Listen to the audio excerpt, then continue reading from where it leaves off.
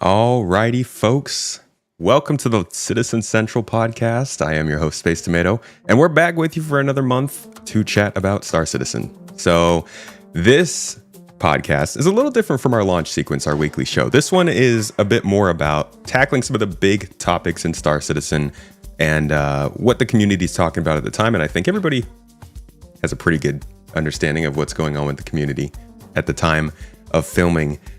This one's going to sound a little bit sensational, probably the title, probably the thumbnail, but I promise you this is about tackling some thoughts, some opinions, and some discussions I think we should have that a lot of players might not have been able to have for years now. Star Citizen has been a interesting project. It's had its moments, and some context might help with understanding what's going on right now. So I thought I'd bring a few really cool people from around the community who've been making some videos covering the game. No, it's you. Don't look around. It's you. Yeah, right there. And we're going to have that discussion here on stream or on the podcast if you're watching live or if you're watching after the fact. So thank you for joining us. Let's throw it over to our guests for today. Our first is everybody's favorite documentarian, the ship reviewian, the location tourer, Farrister. Thanks for joining us, man. How you doing? Thank you. Happy to be here. I like the idea of documentarian, and I think that's the first time I've been called cool. We're going with all the compliments today, dude. How's it going? Is it good? You liking it? Is it working? Good, yeah. Looking forward to this discussion. Awesome, man. Well, thank you so much for joining me. MrKraken, my friend, how are you doing today? I'm good, thank you very much, and thank you for inviting me amongst more well-known creators from Star Citizen. Well, and not just some old dude with a beard hiding in a corner. I mean, if you don't know MrKraken's content, check it out. It's great testing stuff. It'll show you what's going on with the game and kind of the important bits to know, I think, about you do like PTU stuff as well, right? That's actually, I'm pretty sure mainly bug hunting. Yeah, you started out as kind of issue council bug hunting, and then you started making videos. Yeah. Cool. Well, thank you so much for joining us today for this. Looking forward to your opinions. Foxy Loxy, my friend, how are you doing? Hey, good, thank you. Thanks for inviting me again. This time I cannot reject you or postpone. Been poking Foxy Loxy for a cool minute. So thanks for having me here. Yeah, of course. Thank you for jumping in. And Astro, you as well. Thank you for coming in. Hello. Yeah, thank you for inviting me. It's always great to grow the community and meet others and just do what we can for the game. Yeah. Astro actually had me on his own show, and we talked a little bit about the game, and I appreciated that because I don't get to go on to other shows that much, but that was good times, and glad to have you on our own to talk a little bit more about our opinions. So there's your selection, folks, and throughout the episode you're going to be able to find their social media stuff drop throughout the chat. Go check them out. Specifically, if you like their stuff, go and see more of their videos, their streams. If you like their opinions, please give them a click. But we know you're here for some conversation, so let's jump right into it. First, I want to know from each of you, because we got to set up some of the context here, right? Like I said, Star Citizen has people from all different types of gaming and different time periods. Some people joined in 2012, some people joined in 2025, and both of those people are still playing an unfinished game. But your view of that might differ based on what you've experienced or when you joined. So I'll throw it to each of you. Whoever wants to jump in first, how long you been playing Star Citizen? And when did you start making content on it? Thank you very much. Who wants to go first? You want me to go first? I can go first. I'll go first because I'm probably the newest one. All right. I think. Thank you very much. Out of at least our group here, I've been playing for 2 years, just about right on the cusp of 2 years. I think everyone else here has probably been playing a little bit longer than that. Okay. In this group. But yeah, was there more that we wanted to talk about than just the 2 years? Or yeah, so you've been playing for Yes. 2 years, and when did you start making videos or streaming? Oh, okay, so yeah. So I started playing Star Citizen probably end of February of 2023, which, like I said, just about 2 years. And then I started making content, I think was April, the end of April. So it was wasn't too long after I started playing. Okay. And it just happened, and then it started snowballing, and then one thing led to another, and here we are today. Cool. Cool. All right. Foxy Loxy, let's go with you next. I start playing Star Citizen, I think is 3.16. Ooh, I remember there was a wipe. I don't know. I think 4 years, 5 years, 3, 4, 5. I'm not so sure, but I know it's 3.16 that I start playing Star Citizen. Okay. And I start making content, I think, is just over 2 years. Okay. It was 2 Christmas, I remember. I started one Christmas with the IAE when I started. All right. Why? That's a 2 good years. point. I started at the end of 3.17, right at the very beginning of 3.18, because that might matter. Oh my gosh, dude. You Right at the very beginning of masochist, 3.18. Best time to You basically didn't jump into a game. You jumped into a login queue. That's rough, dude. Yeah. All right. So then a question for both of you. Why did you start making content?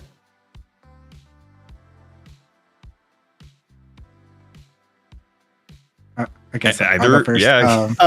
I started making. I love gaming. Gaming's always been my life, and I've always sort of wanted to make content. I've always actually was making content prior to Star Citizen. I played everything under the sun. I still play everything under the sun, but I was streaming and making YouTube content from things like Kingdom Hearts to Monster Hunter World when Monster Hunter World came out 5 years ago or 6 years ago. So I've always been sort of trying to dabbling in content, but it was not until Star Citizen that it took off. Okay. But And I just love gaming. Foxy, how about you?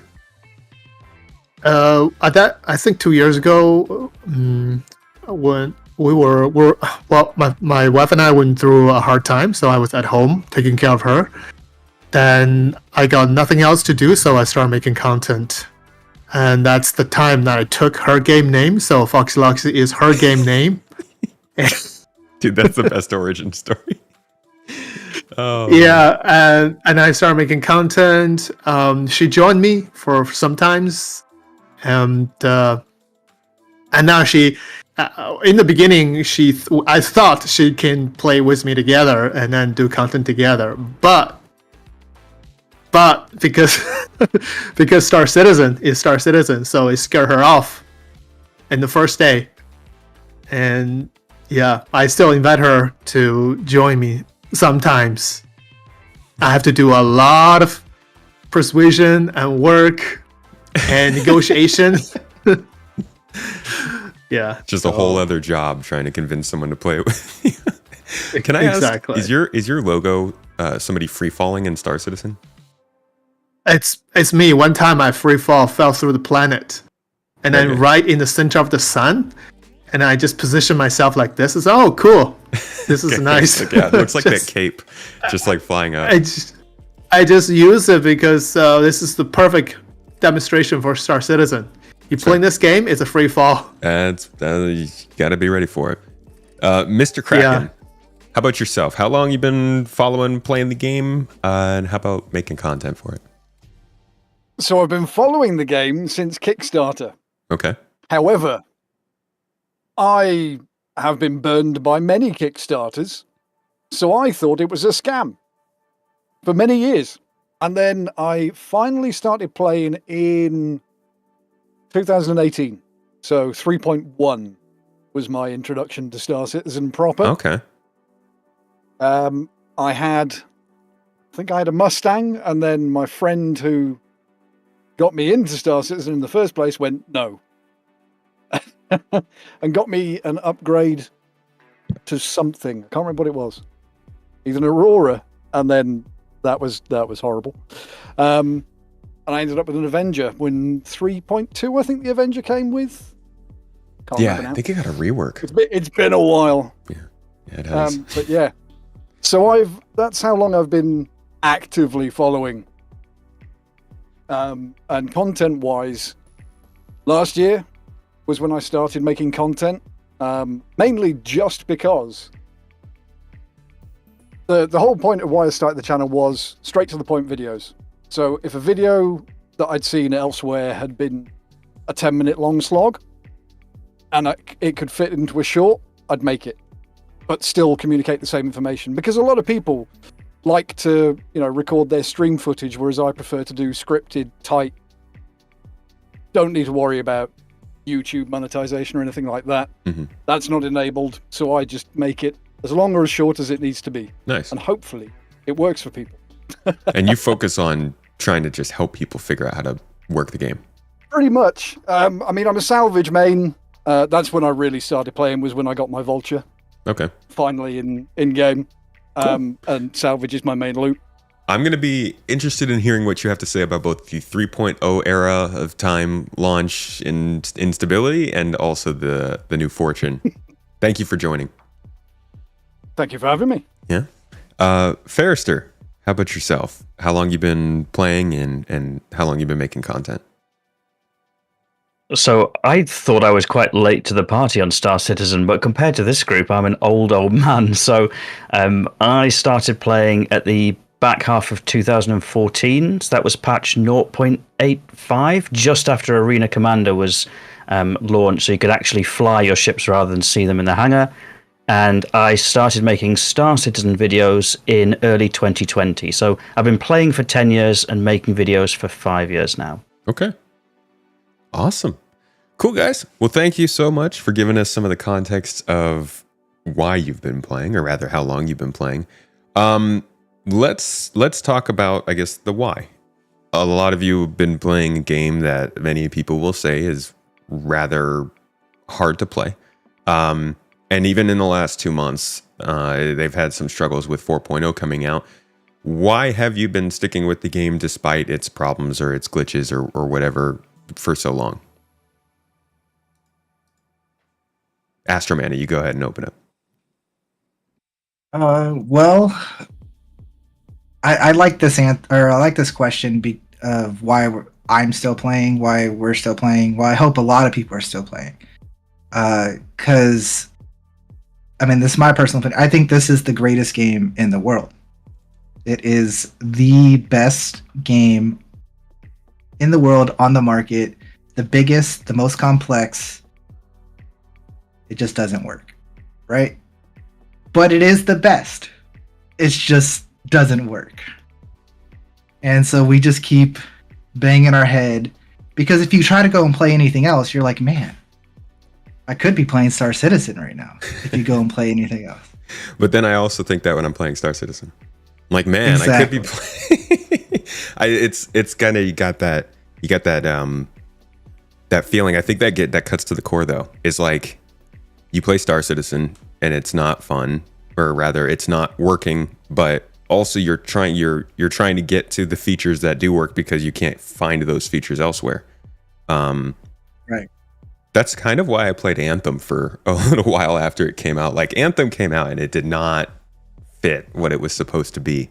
But man, no other game could do flying around shooting things quite like that. So like, while I wasn't into the game for like the story and stuff, I definitely was going back to it because it hit a feeling that no other game really did, despite eventually I dropped it. But that's a good point. Anthem was cool. That game could have been so awesome.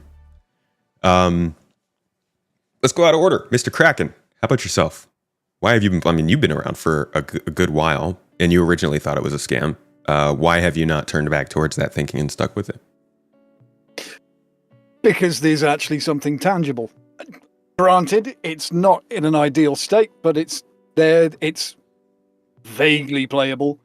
But I am one of those people that, just to bring back to pre-show what we were talking about, being a Rust player has increased my level of zen when it comes to games. If a game is, that abusive relationship sort of thing, as Star Citizen quite often is, then I will just step away for a little bit, skip over the patch cycles. I'll still jump on PTU, issue cancel, things like that, but I won't make it my focus or my stress. I'll just step away, go and play something else, come back around. I've just literally spent... Sounds very normal. 5 to 6 months disappeared completely from Star Citizen, other than having certain Spectrum chats open, like Evocati chat, looking on Issue Council, keeping my own little database up to date, things like that. Mm-hmm. And that's, I mean, the reason I keep coming back is because when it is a game, it's going to be great. At the moment, yeah, we've just had brand new tech solution come in, so we're back in that cycle. It'll take a few months for it to at least get what I would say playable. Right now, it's a bit rough. That's the reality of it. Would I recommend someone start playing Star Citizen right now? No. I tell them to check it out, but not start playing or start committing to it. Yeah.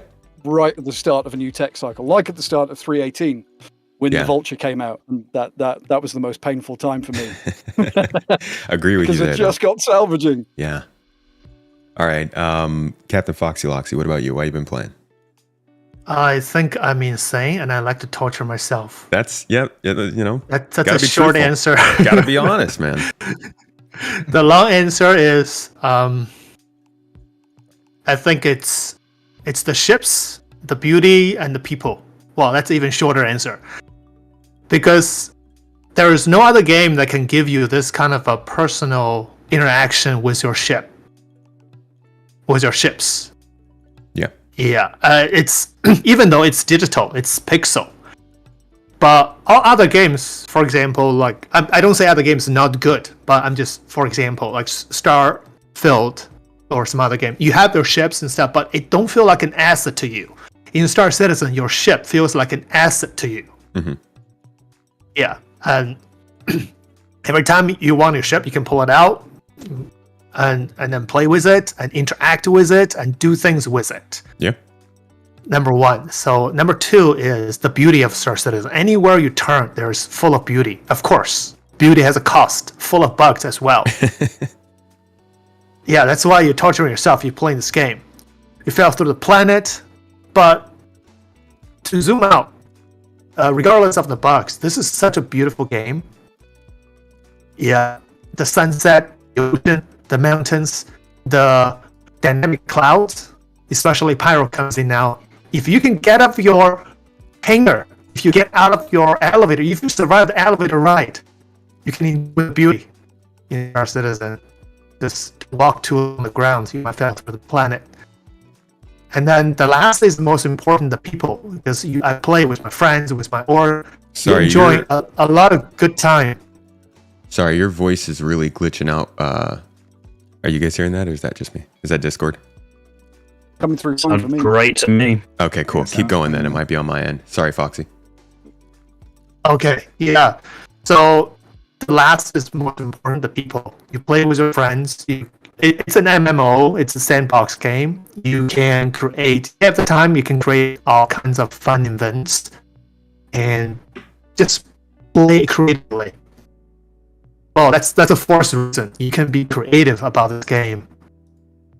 Yeah. You can, you can take apart your ship, reassemble the parts. You can be creative. Yeah, you can. Steal NPC ships. You can do a lot of things as long as the game gives you the option to do so. Yeah. Sorry. Those reasons. Yeah. Sorry to the everybody who's listening. That's probably on my end. It's probably an internet thing as always. Something's gonna go wrong. It never doesn't. But Foxy Loxy has some good points. The ability to have basically a home that can move. Like you can have homes in games. You can build a home. You can craft some stuff and like have this place that feels like your own. But being able to move that around into space, different planets, different cities, different moons, that's super nice. And the fact that it's so interactive, I think even now they're really, really basic compared to what they're supposed to be. We're supposed to have components. We're supposed to be able to decorate. We're supposed to be able to be pulling things on and off and like changing the paints and all that kind of stuff.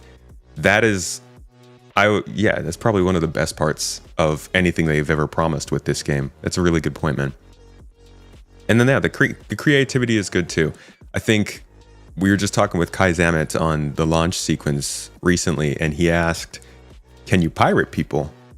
And I was like, "Yeah, you can just steal stuff." And he was like, "Dude, it's wild. You can just like pick things to do, and pursue them as long as the game allows you to. That's the interesting thing, is it's like they create these possibilities in the game that maybe would be locked away behind rules and something else, but then the game itself breaks so much that you can't do them, which is where another game might succeed. Farrister, how about you? Why have you been playing this whole time? Yeah, so I think I would probably say I haven't been playing this whole time. So I think most Star Citizen players have felt the need to take a break at some point. So I think for me the question is, why do I keep coming back rather than why am I keeping on playing?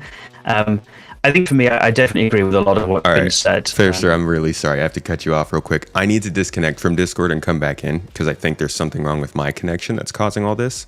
So if everybody could just give us maybe like 30 seconds, I got to relaunch the program and make sure that we are doing better than we just were.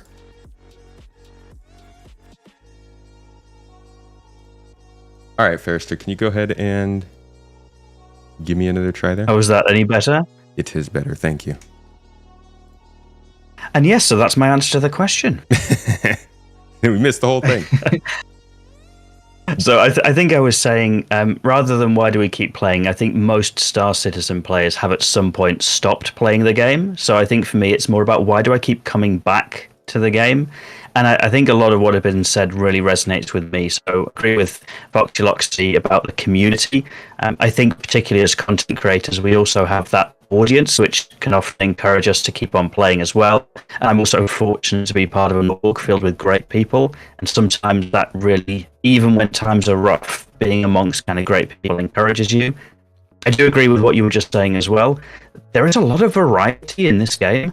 So you talked about the creativity. I mean, Star Citizen is a space sim, a ground sim, a salvage game, a mining game, a hauling game. And I think the fact that it has so much to offer means that even as people's interests change, there might be something in Star Citizen that caters to that. You know, I talked in the introduction, I started flying dogfighting 10 years ago, didn't ever expect to do any mining at all. I was a young man, I was all about the high adrenaline dogfighting, whereas now I've got older, my preferences have changed, but Star Citizen still caters to those preferences. So I think it's just the scope of what you can do in the game that keeps me coming back, as well as the people. I do agree with MrKraken. It is in a rough state right now. But to be fair, kind of you see the peaks and troughs in that. I've seen the rough times and I've seen some smoother times. And to be fair, Star Citizen is quite open about being early access. It's probably the longest early access title I've played, but it is, you know, very over. Every time you log in, you have to acknowledge this is still in an alpha. And to be fair, it seems like the practice in the industry right now is when a game is released, it's in early access, and regularly it doesn't work. You know, we were talking about Cyberpunk 2077 earlier. I remember how rough that was on launch, and it's been the same for so many early access launches. So some of it might just be this is the norm for video games now. When they launch in a rough state. The general industry is just not super pleasing with the way games launch right now. But there are still a lot of good games that come out pretty standard. I mean, I think it's mainly when you get into the AAA launches where things start to be rough, which is funny. Like, you'd think that they're the ones who are doing the best, but I feel like it's the AAA launches that generally fall the shortest. It might just be because they're getting the most attention, though. But good point. And sorry, I was doing a little bit of figuring out this problem on the side here during that, but I appreciate that you have acknowledged that you weren't necessarily playing the whole time. I think a lot of people think that everybody who's into Star Citizen is just constantly bashing their head against playing it. But like both you and Kraken have said, and I think everybody tends to show at some point, it's okay to take steps away. Like, it's not the only game in the world. But I do want to go back to something that kind of MrKraken started to bring up, which was 3.1. The last time there was a big tech breakthrough was 3.18, and that was with persistent entity streaming, which had a whole slew of problems on its own. But the last time we did a big switch over like we're doing now was with 3.0 back in 2017, like late 2017. And that was fairly rough from what I remember, but I would love to hear, Kraken, if you have, or Farrister, if you were also kind of paying attention at that time too, what your opinions are of that release of 3.0 and how it has compared this time with not just the game, but with how CIG has handled it. So, I mean, when it comes to first starting out in that era, it's all a bit of a fugue. I genuinely wasn't deep into Star Citizen then as I was as soon as my game loop was brought in 3.18. So, although I've seen it through a little bit of time, not as much as obviously yourself or Farrister, but that little slice that I've got and the way that they're going about things now, ignoring the letter from the chairman, but the way that they're approaching things now, like we even had the hotfix announcement just before stream, that they've now killed all of the old shards, and they're all now hotfixed after the leapfrogging through the week. The message from Zylo earlier today, or was it last night? With all the things that are going to be addressed, they are. And I know some people in chat were saying they're just doing damage control. They're trying to make things better. Because previously we go a long time without hearing anything and we just have like community guys talking and not much interaction from people like Ahmed or people like that in Spectrum. And now we're getting that more and more, and that started happening last year. And they seem to be carrying on with that. So I'm much more positive about the way they're handling the problems. There's no magic bullet. It's the age-old thing of, it'll get there, it'll take them a while, there'll be bug regressions because of the way they develop. And being a developer myself. Sorry, everybody, I just lost Discord briefly. Just trying to get this problem fixed. Really sorry. This is not how it normally goes. Hey, Kraken, sorry, I dropped out there briefly. Can you say what you were just saying? I don't know, where did I drop out? It was just like 10 seconds ago. So yeah, I mean, I work in a development environment that works in much the same way. So we get bug regressions because we have feature teams that work outside of each other's code base. Then it gets brought back in. Things break because bugs that have been fixed along the way while the feature team's been working. That gets merged back in, and it gets conflicts. Same thing breaks that broke a couple of months ago because that merge wasn't handled right by the implementation team, or someone got it on the patch notes. It's the reality of the way they work and feature teams and branching off. But they are trying to make it better. Yeah, I think that's how it looks. I think they're really struggling from just not having had the time over these years to fix the bugs that have been very deep in the game. The elevators are like the most persistent thing ever. And I think the NPCs standing on tables and chairs were also one of the most persistent things ever. But I think they may have actually gotten that taken care of finally. I'm not sure. Have you guys been seeing that still? Now they're floating in there. Now they're floating in the air. Oh, they're ignoring the chairs and tables completely now. They have improved, yes. Well, I think that they've definitely got, like, they've always had issues with bugs. But what I think we're seeing now is the fact that they've passed server meshing, and it feels like things should be getting better already. Do you think that they are taking too long to now fix things now that server meshing has come out, now that they've said that they were going to start to focus on playability and stuff? And this is a question for everybody. Anybody who wants to. I might jump in. I mean, just to kind of build on what's been said, I also saw all of those patches, right? I saw 3.0, I saw 3.18, I've seen 4.0. 3.0 was awful. 3.18 was awful. Maybe slightly better. And 4.0 has been awful. And maybe slightly better than 3.18. But I think what makes it worse for me is not necessarily the technical side, how playable the game is. It's the size and scale of the game now. I think back in 3.0, people felt like they were testing Star Citizen a lot more. I think the players felt like testers. I think now we're at the stage where in 3.18 it was a little bit more the case, certainly in 4.0 now, people want to play the game. They don't necessarily see themselves as testers. And I think it's a much larger group that are playing. And I think the nature of that means the expectations are different. In the very early days of Star Citizen, people expected to be really playing something that doesn't work. They expected frequent progress wipes. They expected challenges. I think it's expectations that have moved as the game has supposedly matured and the size of the player base also increased.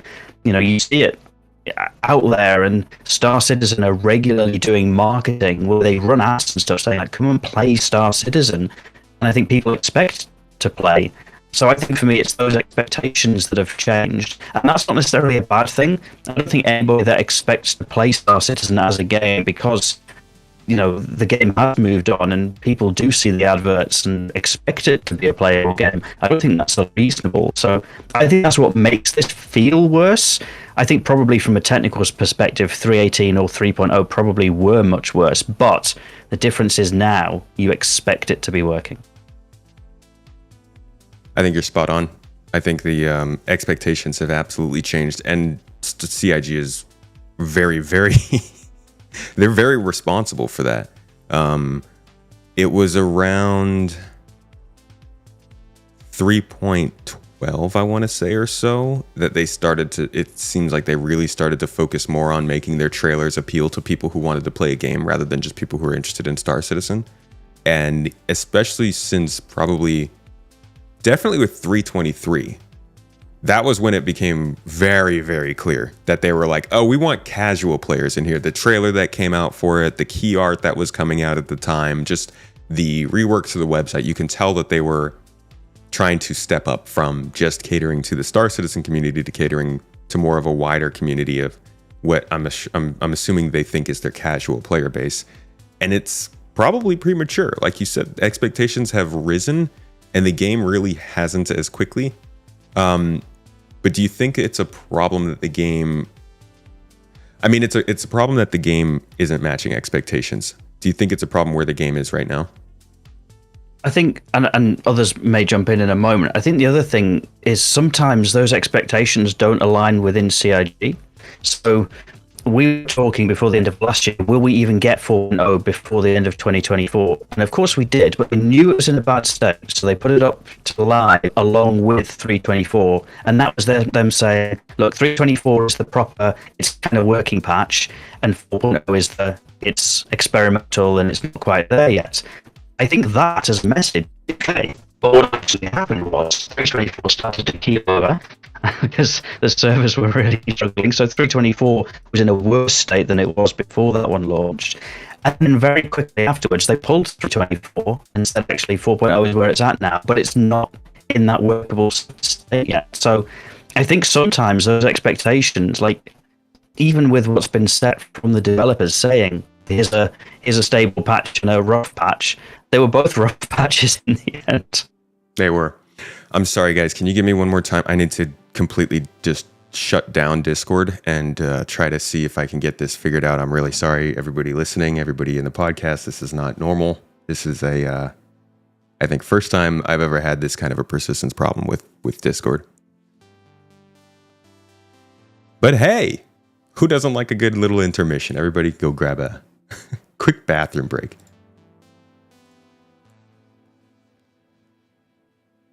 Ah, gotta love Discord, huh? It's all good. You guys can hear me again? Yep. All right. Yep. Sounds like that didn't fix it. You guys mind You guys mind all opening your microphones on Video Ninja? The link that I sent to you guys. Sure. Captain Foxy Loxy's not on there. How do I do that? What's the mute on here on Discord? Join rooms, camera. Yeah, go ahead and share. Don't use your camera, just use your microphone.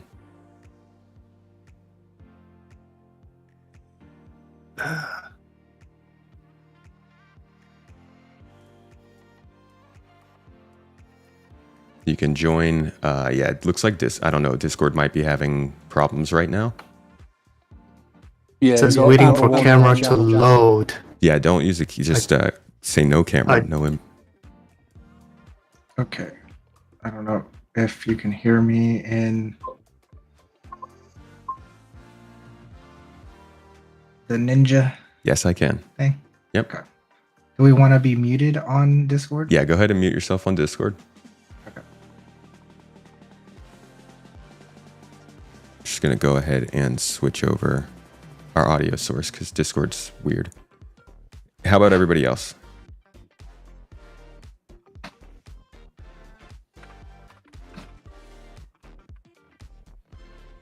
Can't hear anybody else. That's because we're not saying anything. There we go. Okay, I've got you. And Farrister, Foxy Loxy. Okay, I see somebody talking, but I'm not hearing them. I can hear Farrister, but you can't, apparently. Okay, I can hear Glad you Farrister hear now. me, Kraken. And Foxy Loxy.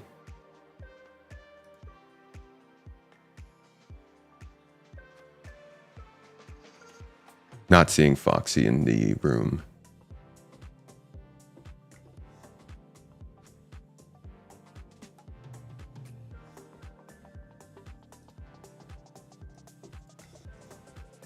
Foxy Loxy, can you hear me on Discord or on... I think I've completely lost him.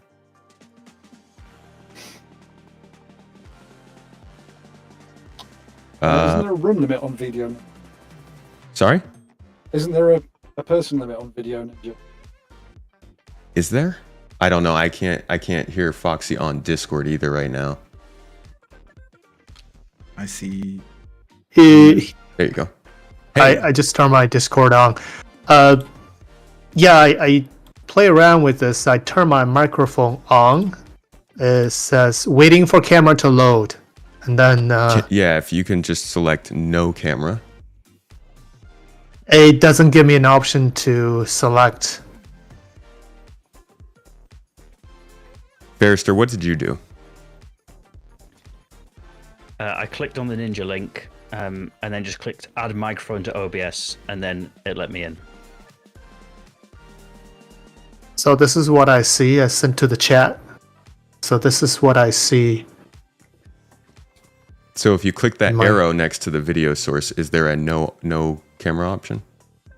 No, nothing.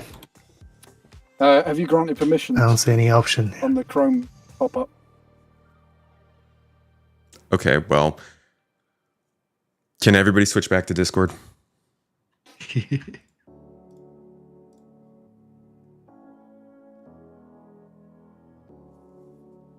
All right. This does seem highly appropriate for the topic of discussion It today really about does, tech doesn't it? issues. And now Discord's working, so I'm sure in a couple minutes it'll stop as well, and we'll all fall through the planet. I've still got an amber warning That's on this channel on Discord. Yes, I don't know if this is a Discord thing. I'm not sure what's going on. Okay, well, let's continue. Right now, at least Discord is working. So I don't know where we were anymore. Let's get back to what's going on in the game right now. 4.0 came out and it was in a rough state. And then 4.0.1 came out and it's also in a rough state. Now, during 4.0, we had another patch running in parallel, which you guys mentioned. And that was because they knew 4.0 wasn't going to be great. But after a month and releasing 4.0.1, we're actually seeing now that the free fly, which would normally be scheduled to occur right now during the Red Festival, has been canceled. I don't think they've ever canceled a free fly before. What are your thoughts? Right move. 100% the right move. And I think you're right. It is unprecedented for them to cancel a free fly. Because I tried looking for any other time that it happened this morning and couldn't find any mention of such a big thing for Star Citizen being cancelled. But it needed to happen with the state of 401. They needed to do something, and I think they've done the right thing by putting a stop to that. Delay. Yeah, I was going to say, do you think they should have delayed it or just wait until the next free fly? I think they've probably delayed it, although saying that, we've got Invictus coming up pretty close, but they might end up doing the free fly over Stella Fortuna, or I would say more, but but maybe Stella Fortuna. Yeah, we usually have March and have another one in May. We usually have something in March, right? Yeah. I think it's a good idea. Yeah. What they've done, I think it's good all around. I think there's an interesting underneath layer to pick at there, but on the surface layer, I think it's good for everybody. It looks good on CIG by saying, okay, we can't handle this right now, or we don't want to show this more out to the public because it's just not in a good state. We're taking responsibility. And then it's also good for the people who are playing Star Citizen who are like, oh, I hate Free Fly League. There's so many players playing the game and it's jogging down and screwing my game up.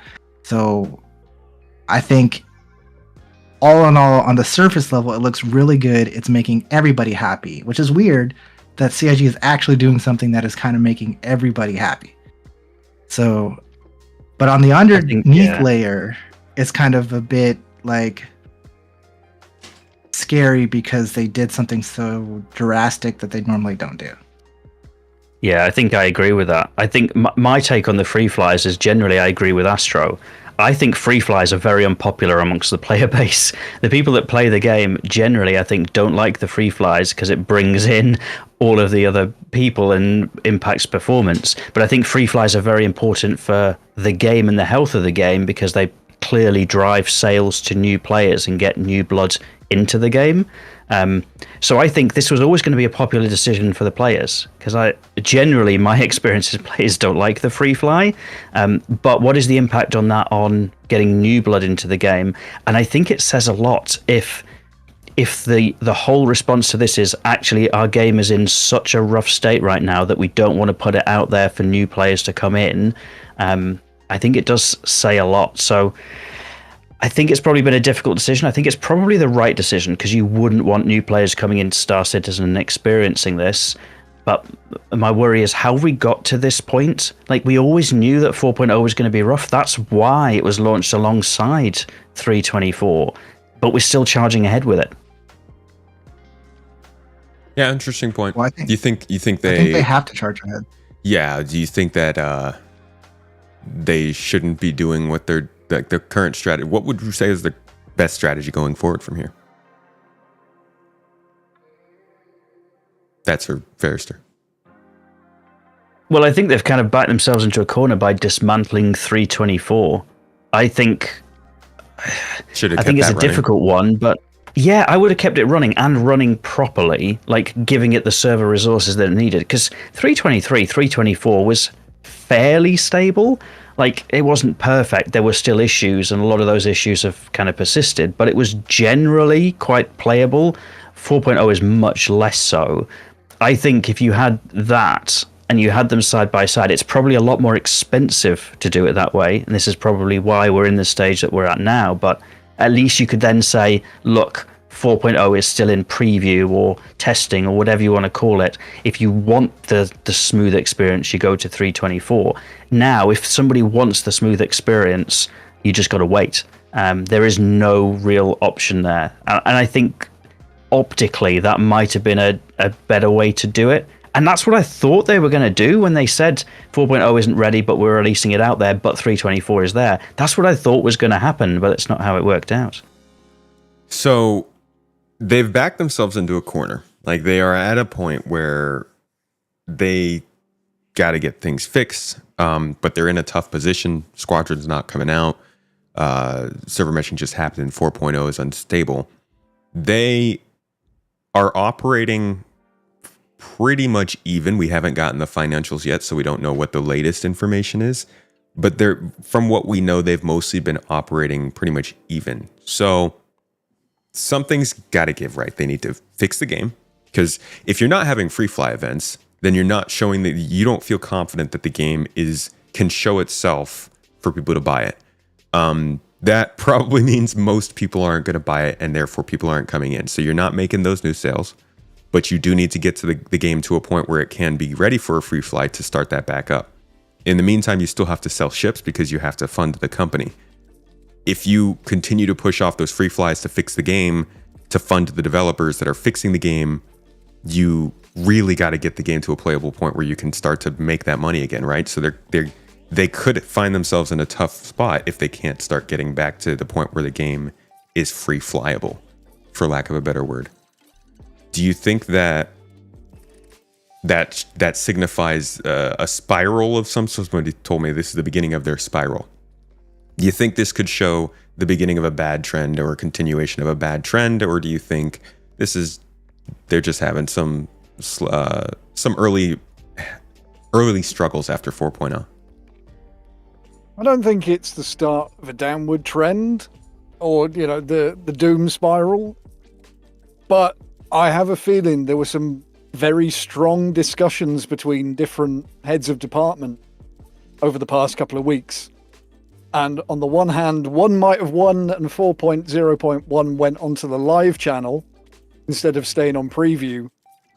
But they first went, okay, we'll hold off the free fly and get some hot fixing done. Then there was another conversation. Okay, that's it. We're cancelling the free fly. Because they weren't confident. They knew that there was going to be issues, but they didn't want to admit defeat.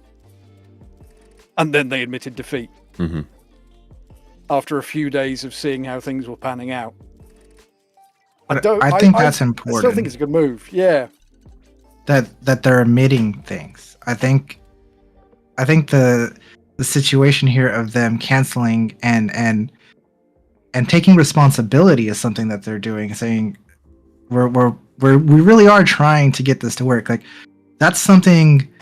I mean, this is going back into a little bit of the end of last year and all of 4.0, and not currently right now, right this second. But this is just my opinion. I feel like they have been working harder than they've ever worked before. At least from, like we talked about, them being communicative or communicating with us and showing what they're working on, like a new patch in the PTU every day, new things they're fixing every day. They're talking and being voiced every single day. They're taking responsibility and they're showing that they're putting in work. It's not getting maybe the results people are expecting, but it takes time. And it's, at least from my point of view, it really looks like they're trying, because I'm looking at it every couple of hours. There's a new post. Oh, we're working on this. We've done this. We're doing that. We're doing this. I think the problem is also people keep looking at CIG as a conglomerate when there are hundreds of devs that are like, many of the people who go into work at CIG are literally just going into their job.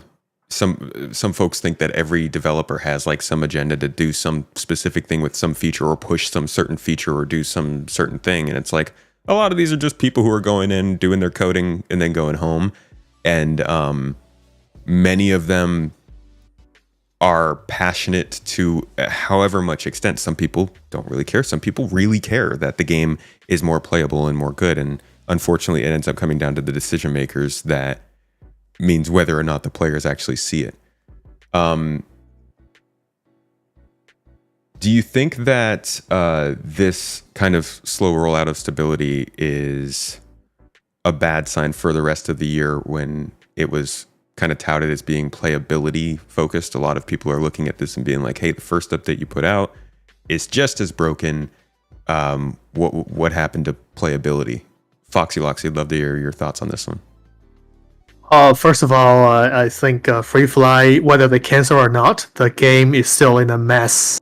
It's broken, like many people say. So I would wish that CH has kept Free Fly instead of canceling it, because it's gonna be quite unplayable for a lot of people anyway. And besides, we've had Free Fly experiences in the past that the game is broken. And we've been through 3.18. So what else could be worse? That's just my opinion. Is this not worse than 3.18 in your opinion? At least 3.18, you can madly play the menuing game. Right now, you can just play the elevator game. So you get to the elevator this time. Exactly. But I think what boils down is I think we have to educate people to realize that you cannot treat this as any other game. This is a very special game. You get the game experience by fighting the bugs, by all this, but you get the whole shebang of a total development process of the game. You play and develop together with the developers. They work hard every day.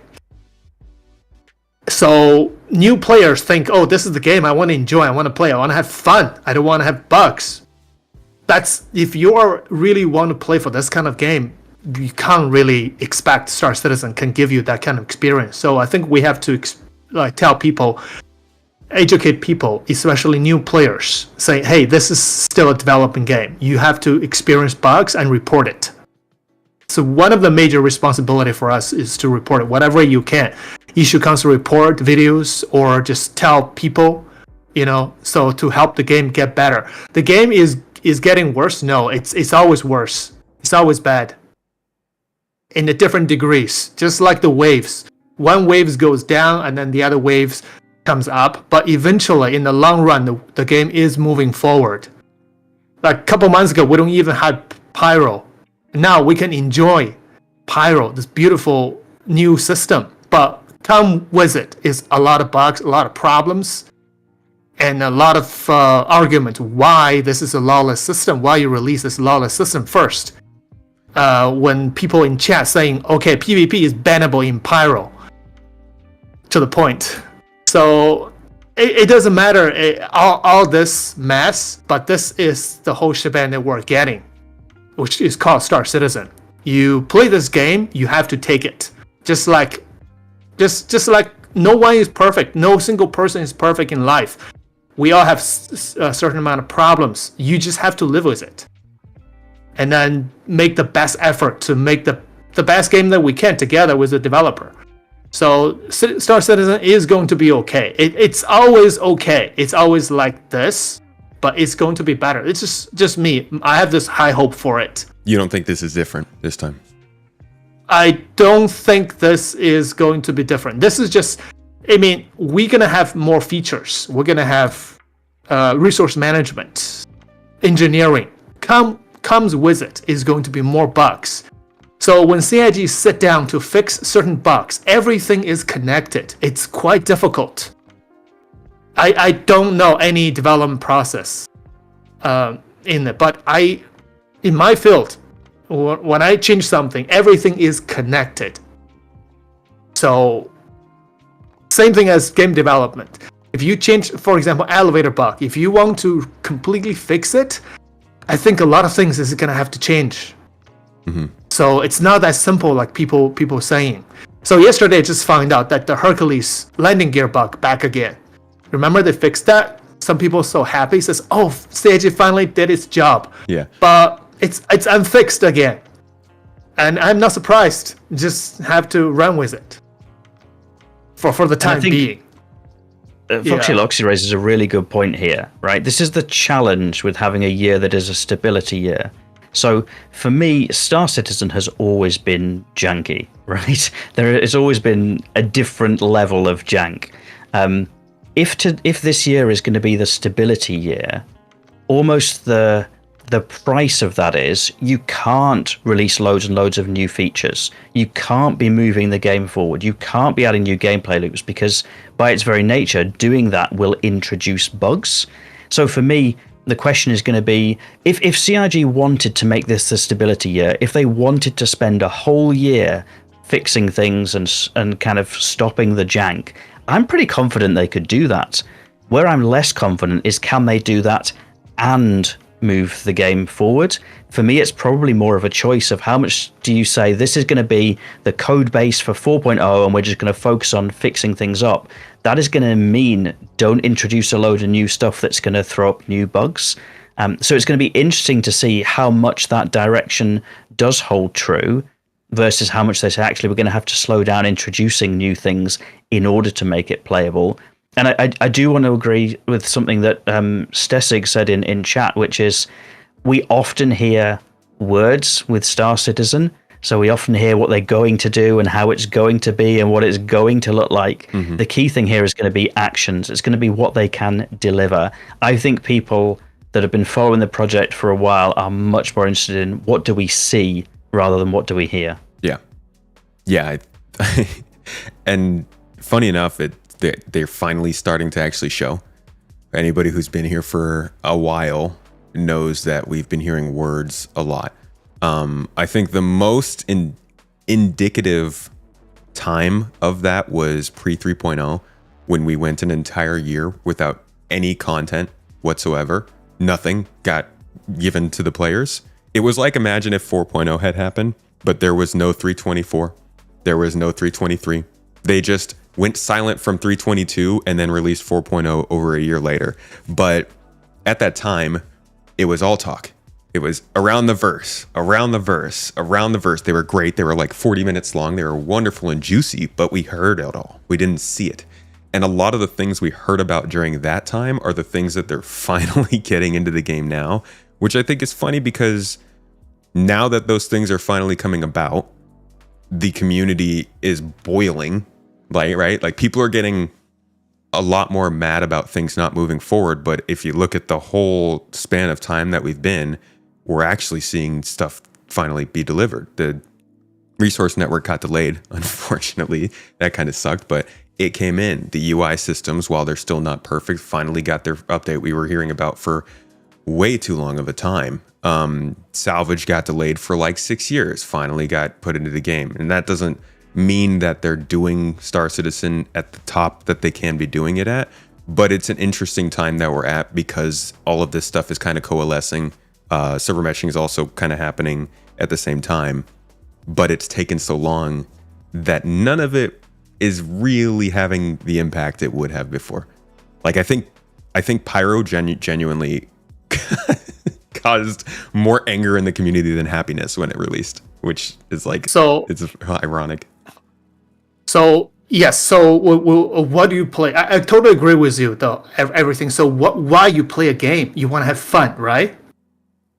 But Star Citizens is a game that you not only play this game, but you also play with hunting bugs. Mm-hmm. For some people, it's horrible. For some people, it is fun. For a lot of us that's sitting here hunting bugs, talking about bugs, it's somewhat fun. It's painful, but it's fun. It's the thing that, like what you said, we are going through the entire process together with this game. It's not like they hand you out with a finished game. What is the fun in the development process, right?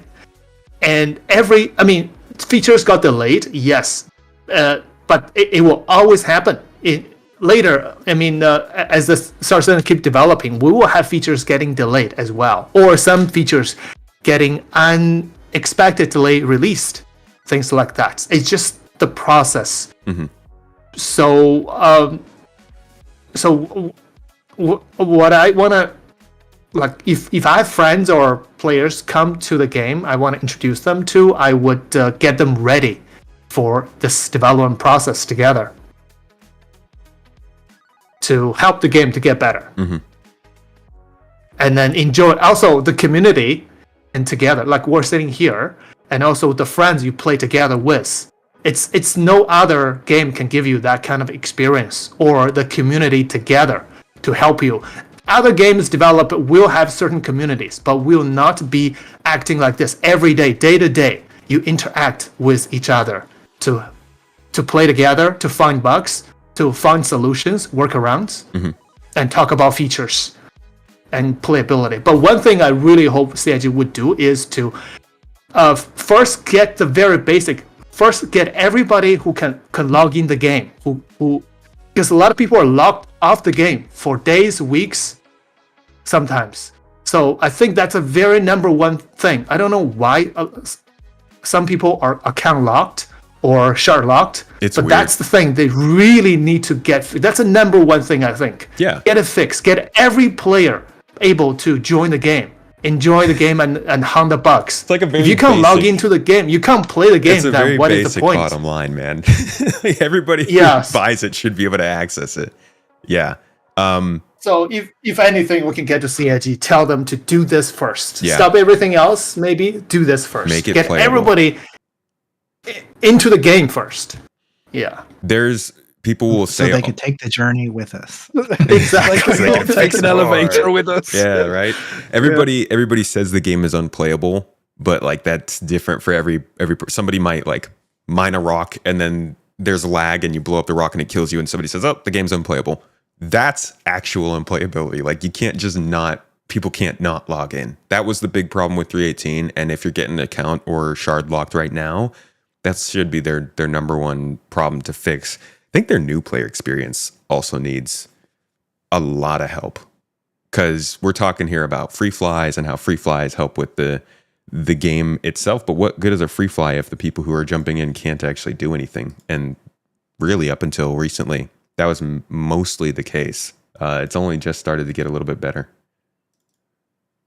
I mean, on that same note, there's the fact that the mission system refactor is half-baked, and those little missions like the delivery missions, search, animal control on Hurston, they're all gone and missing, which most new players to the game, and this is just my anecdotal from what I see, they start the game, they go, box mission, grab 3 boxes, take 1 here, 1 here, 1 here. They're not there. That's exactly what I was going to say. Like that, I think it's silly that we're in a point to where we don't have basic missions. Because especially with the free fly kind of thing, there's a lot of new people coming into the game with 4.0, and they don't have quote unquote easier missions for people to do. So I play the game a lot. Like I'm on the game probably 10 hours, if not more, a day. And I have a lot of new people joining my community on a daily basis. And I do a lot of endgame stuff, or what I would consider endgame stuff, playing contested zones, getting to executive hangar ships. And new players are coming in, they're like, I want to come to the contested zones with you. And it's like, you don't even know how to play the game yet. So, I mean, I want you to come join us, but I can't tell them go learn to fly by doing some delivery missions because they're not there.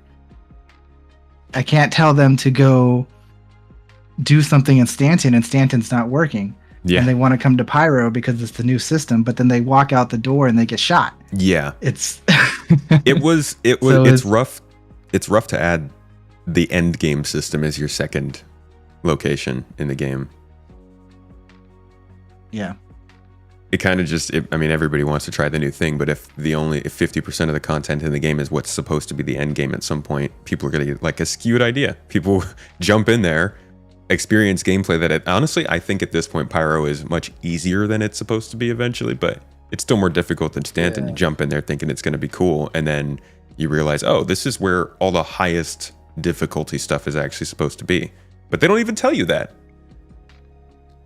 There's nothing that tells you that, right? Even in terms of time taken to travel across the system as well. Yeah. Yeah, the ships that can fly there. What you've actually got to do, the time it takes, the quantum tanks, the drives that you've got, things like that. It's a lot to take in for a new player, and someone, casual Gary who's only got an hour a night can get from one side of Pyro to the other and then have to log off, sort of thing. Yeah, it's crazy. Like I feel for the people who do that, play for only an hour, and in that hour they blow up in the middle of space, and it's like, well, there goes my hour. Yeah, that's rough. Although Pyro has made me so much better about logging on and off from my ship itself, like in the bed. It's really nice. It's worked 100% of the time too. Just waking up, starting the day, and you're right there in your ship. You can just start a mission straight away. It takes like just a couple minutes to get into it. It's pretty cool.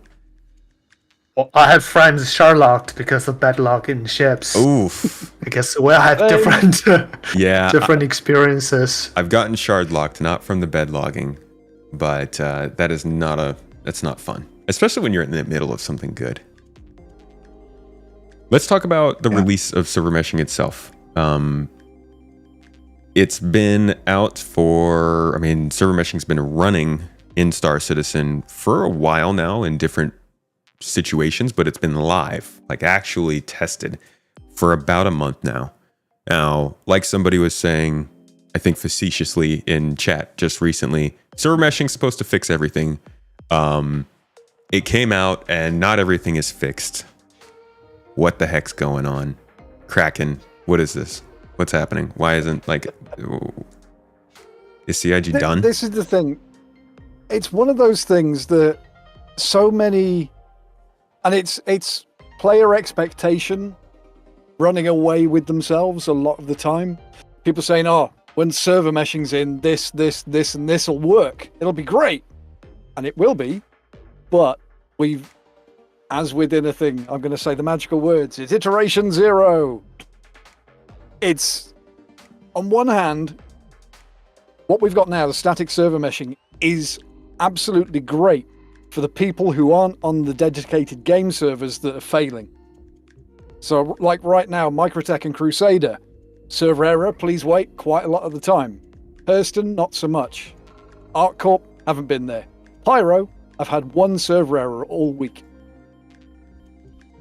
But it's removing what a lot of people were seeing with 323 and around there, because you're all on the same server.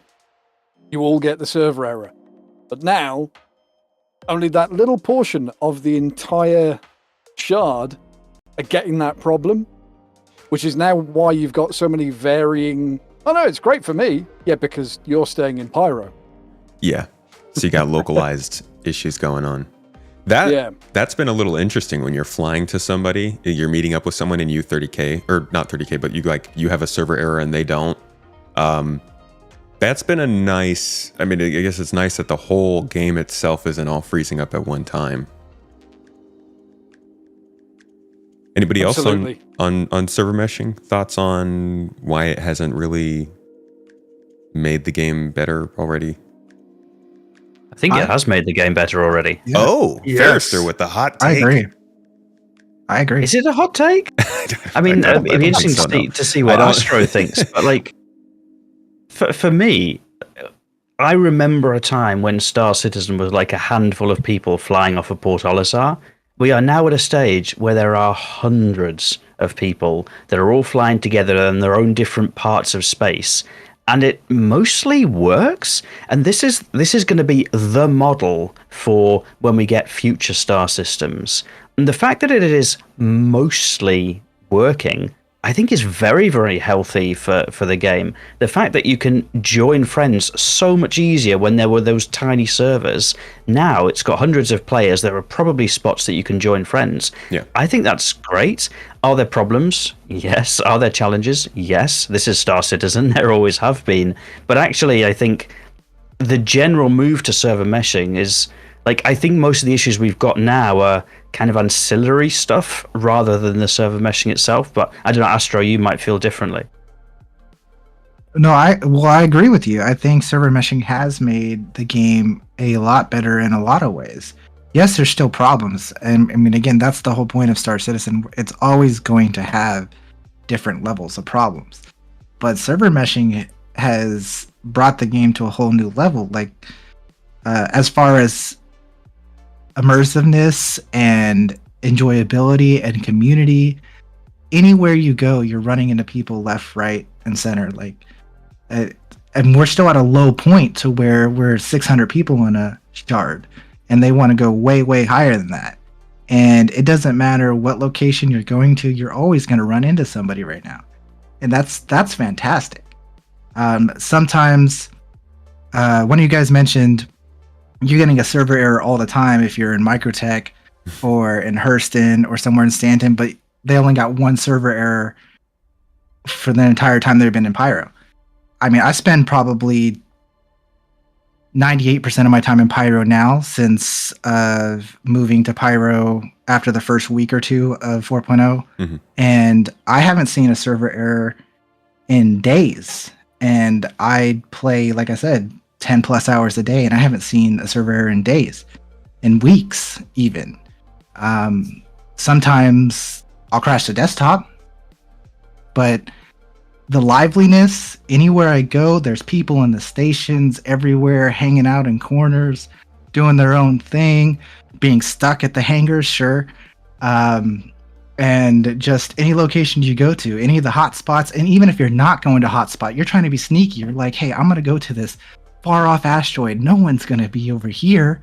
You go there, you get shot in the face by another player because there actually was someone doing the same exact thing you were thinking. I'm going to go in this little hidey hole by myself. No, there's 600 people in the shard. Someone else is thinking about doing the same thing you're doing.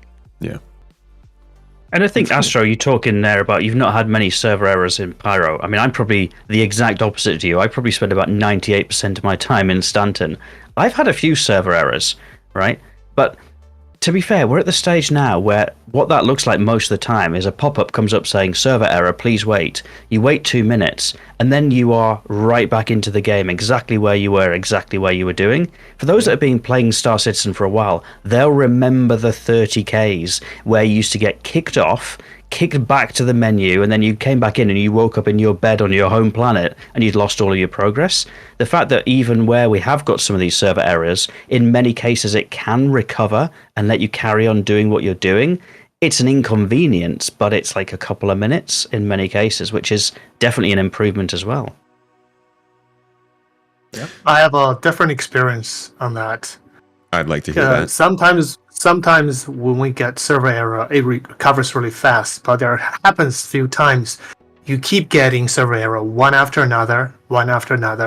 So it will force you to swap server. Once you swap server, you get shard locked. This has happened multiple times. I guess it just I guess we're just unlucky. A lot of my friends had that experience too. So and sometimes this. So it's when crossing between servers? No, it just in different server. I guess if you're in the server, that server is about to have some really crazy stuff happening. It just keeps server erroring one after another to the point that you have to leave the entire shard. So when that happens, there's nothing you can do, and sometimes you get shard locked. Another experience is sometimes you don't see the server error, but nothing works at all. You can't get into your ship. You can't get off your pilot seat. You can't. There's nothing. I had that yesterday. Yeah, we couldn't even open doors. Yeah, Soft death. Nothing works. So there's still quite a lot of problems. But in the bigger picture, server meshing has made a lot of added a lot of new players. Yes, but also I think server error also solved a lot of the space combat desync issues, and also the NPCs on the ground is quite active, quite responsive. If there are a lot, like in the contested zone, sometimes this is horrible. It's too many entities. But in a bunker or distribution center mission, you can enjoy a very good PvE, better than before server meshing. So that's some improvements, but it's still in its infancy or teenager stage. It still needs a lot of development. Yeah. So it will get better. Yeah. I think again, it feels a lot like 3.0. They in 3.0, the big thing that happened was planets got added. That was like the big switch over from 2.6 to 3.0 was we could finally land on planets. I feel like that's kind of equivalent to the new star system here, but even then, I don't think the new star system has that same novelty. I think that we're seeing the same sort of thing where some things got worse because of this new changeover to new tech. Things like the ability to like stay connected to a server and stuff like that. Some things got a lot better, like the server frame rate, the performance of AI. I won't say a lot better, but better. And just kind of general game function got better. But we're seeing some really big holes where like missions have missed. The shard locking stuff is a really big problem. But server meshing does seem to have allowed the game to start to move forward some more in places that people care about. And what I guess a lot of people are wondering is, if it hasn't made the game better right now, why will it continue to get better from where it is now, as opposed to CIG just being stuck with a very broken server meshed environment? I'll open it up to you guys by saying, obviously we're moving towards dynamic server meshing, but maybe more in the short term, over the next year. We don't know when they might get to that point. Why should people believe that it could get better with the way that server meshing is functioning now and the way that the game is kind of struggling after 4.0? I think the main problem with trying to convince someone that it's going to get better, if they haven't experienced something like 3.18, it's a hard sell, especially if they are looking at the experience right now. They're treating it as a game, and whether it's playable rather than passable, which is what I often refer it to as. But we know it will improve. It can't get much worse. But you say that. You say that, but there are genuine beliefs that it's only going to look like this now. I think there's a good point there, which is anyone that's watched Battlestar Galactica or read Peter Pan or whatever, all of this has happened before, and all of this will happen again. We've been through this. 3.18 was awfully rough. Like, they had to rename an entire subpatch to 3.19 just to get away from the association of the number 3.18. So we have been through very rough times. I'm very confident that if the effort is there, that we can get through this as well. In fact, I think we'll probably get through this relatively quickly, because it does seem like all hands are on deck to try and improve this experience. And to be fair, as much as there are a lot of criticisms of the dev posts that have gone up this week about what's missing and the references to some of the bugs that are impacting people that aren't there, actually there is a recognition of the fact that things are in a rough state. And almost we are going all hands on deck and deploying things. And to be fair, you see that in the number of hot fixes that are coming out now. They're coming out almost daily with fixes. And in all my time playing Star Citizen, that's very rare. Usually you'd have a fix that would go to PTU and then it would go to live, and you might be waiting weeks for things to happen. The fact that we're seeing these daily drops is quite encouraging. Mm-hmm. Were they doing that for 3.18? I actually don't remember how. I remember 3.18 came out and it was like maybe a week before they got something out. It wasn't really functional until like we got 3.18.1 or 0.2. 3.18 itself had up to Z with the minor fix Right, version. that's right. They went through the alphabet. Yep. They started using actually patch noting with the alphabet on the end, and it got up to Z, and then they went, oh. Okay, we quit.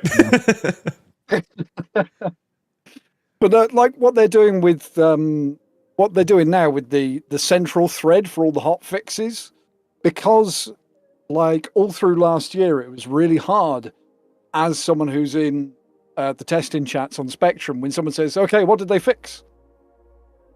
Now that they've got that central thread for this version just for hot fixes, and hopefully they carry on doing it, you can actually see what they're trying to do, and it's a point of reference, which is good. And you can see the rate at which they're putting them out, rather than just a message of the day on Spectrum that gets erased the next time it gets changed. Mm-hmm. They've got a thread, the hotfix central, so people can actually see day by day these hot fixes that are happening. Yeah. Okay. Anybody else on that point? Do we think it's going to get better? Yeah, I mean, what do you Yeah. have to say for the people who are wondering? People who are especially new. I who don't are like, have. This I too don't- shall pass. I don't have like a technical answer. You know what I mean? Like I'm not a game developer. I don't do code. But and a lot of my stuff is just from what I can see and the information we have. But I mean, I just gotta say it's like it's better to hope than to be negative about it. Like it's better to be like, it's gonna get better, glass half full. We can ride it out together as a community and enjoy the journey on the way. Then, I mean, but it is important to not be delusional. Yeah. As well. There is such thing as toxic positivity. So, I can't really answer this question too well because I think it's gonna be better. I see the work they're putting in, and all I can do is hope that it pays off. Okay. You just hoping that it. I don't see any reason why it's doomsday. Like I don't see enough evidence of saying there's no coming out of this. Yeah. We're gonna be okay. Yeah, I think that's a little hyperbolic. Sometimes I think the better is a objective word because different people might have different experiences for the game. Yeah, that's also a really rough thing. Some people are having the best time. Some people it's the worst. Yeah, I've heard people talk about this, which I never had this problem, but I had some problems that other people don't have. So, so I think we have to treat this game as on a daily basis. If you enjoy it, you enjoy it, and whether eventually it's gonna be like a 1.0 completely finished game, it might not be the way. It might just keep developing. As long as people are working at CIG, we just have to go with the ride, whatever it takes us. It's a roller coaster. We go with it. We've noticed a lot of restructuring in the company over the last year or two, and I think it's interesting because it is very much possible, and I'm not saying anything one way or another, but it's very much possible that restructuring has been part of CIG trying to handle the problems that people have been calling out for a long time, and we're not quite having seen the results of it yet. Do you guys think that maybe there's been stuff behind the scenes that could be helping with the game now more than it has in the past? Management style? I mean, as to the restructuring, as someone who works in British corporate, in the realm, every single major company has been doing restructuring over the past year, mainly because of the budget changes, things like that. So it's partially that, I would imagine, but they're also streamlining, much like every other company, going, agile workflow. Trimming out dead weight, trimming out those middle managers, things like that, and just having project leads or project managers for the teams in the work streams. That's that's the big corporate fad on top of AI at the moment in the UK. And CIG is Yeah, very I think UK based. I'm minded to kind of agree. I mean, I don't think there is a lot of dead weight at CIG. I think clearly there are a lot of very talented people that have moved on from this role. And I think we do need to be sensitive to that. For me, this is more of a corporate decision than a gameplay decision.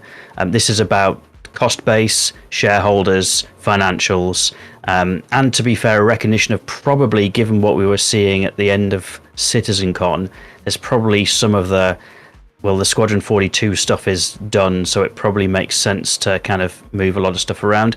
I think this is just corporate stuff being corporate stuff, rather than anything that is going to massively impact gameplay. Ultimately, there are a lot of hardworking developers at CIG who will do what they are asked to do, whatever the focus is, whether that's moving things along, whether that's pushing Squadron 42, whether that's developing ships, or whether that's fixing bugs. The people will do what they're told to do. I think this is just a normal part of kind of corporate life, is every couple of years you go through a restructure because somebody decides, hey, there's a better way to do this. And probably in 2 years' time, it'll happen again.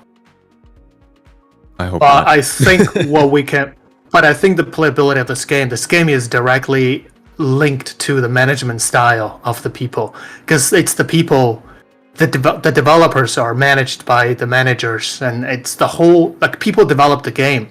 So I don't know what happens in the company inside, but I think a major management decision can impact the game in the long run.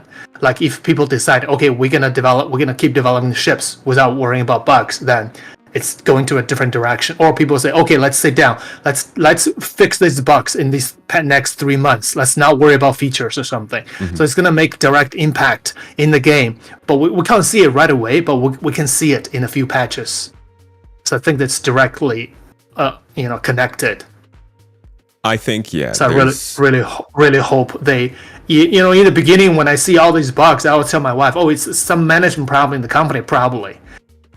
So I really hope, they can be a healthy, wholesome company that really worry about the playability of the game, like make that a priority. That's a management decision. So we don't know, as gamers, content creators, we can only play the game and make content.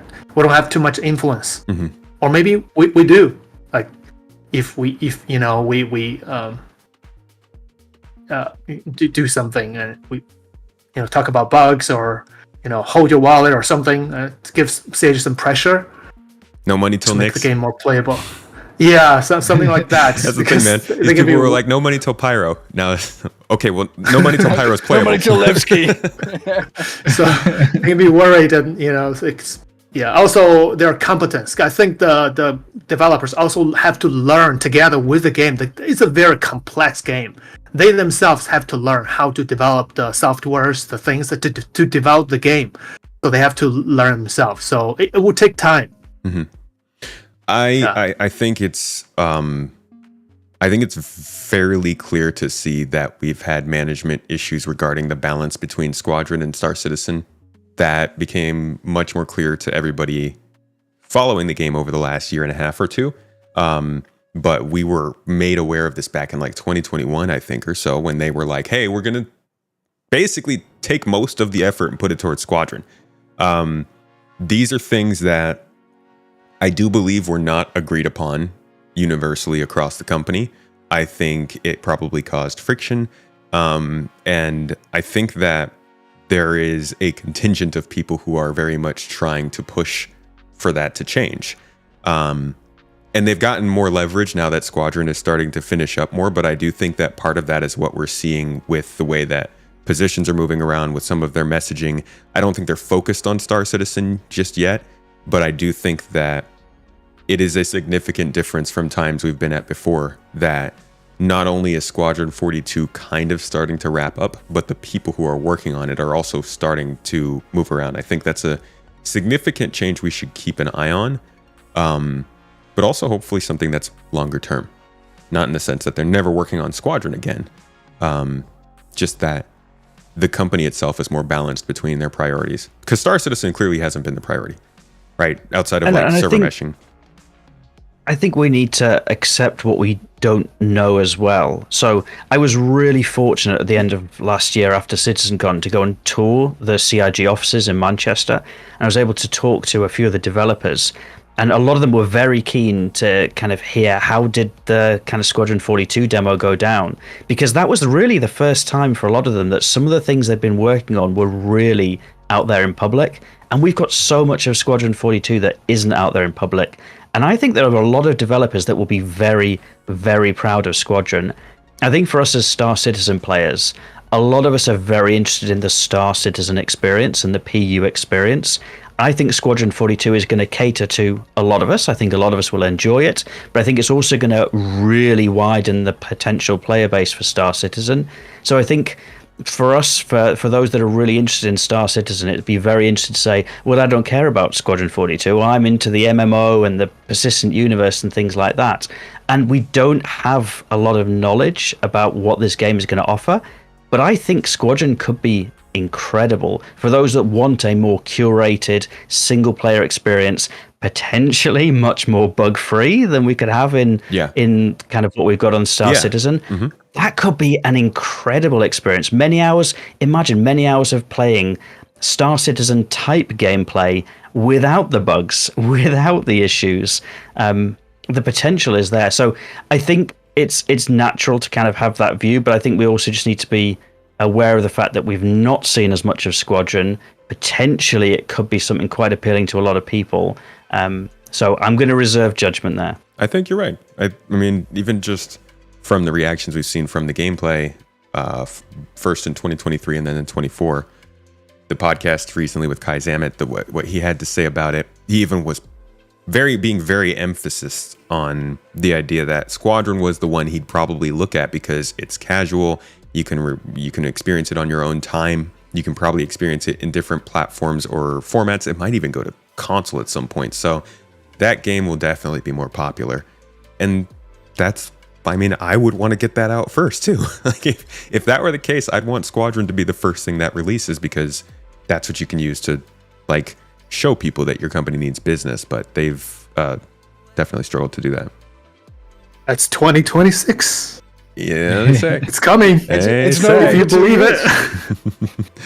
All right. More you. Let's wrap things up today with a little more talk of expectations for the next couple of months. 4.0.1 is out. We've spent a long time now just talking about the stability and viability of the game. I think we've all come to the conclusion that they've got problems and they need to figure those problems out. And they've got priorities that they need to make sure are at the top of their mind. But the game is better than it was. They just got to get it the rest of the way.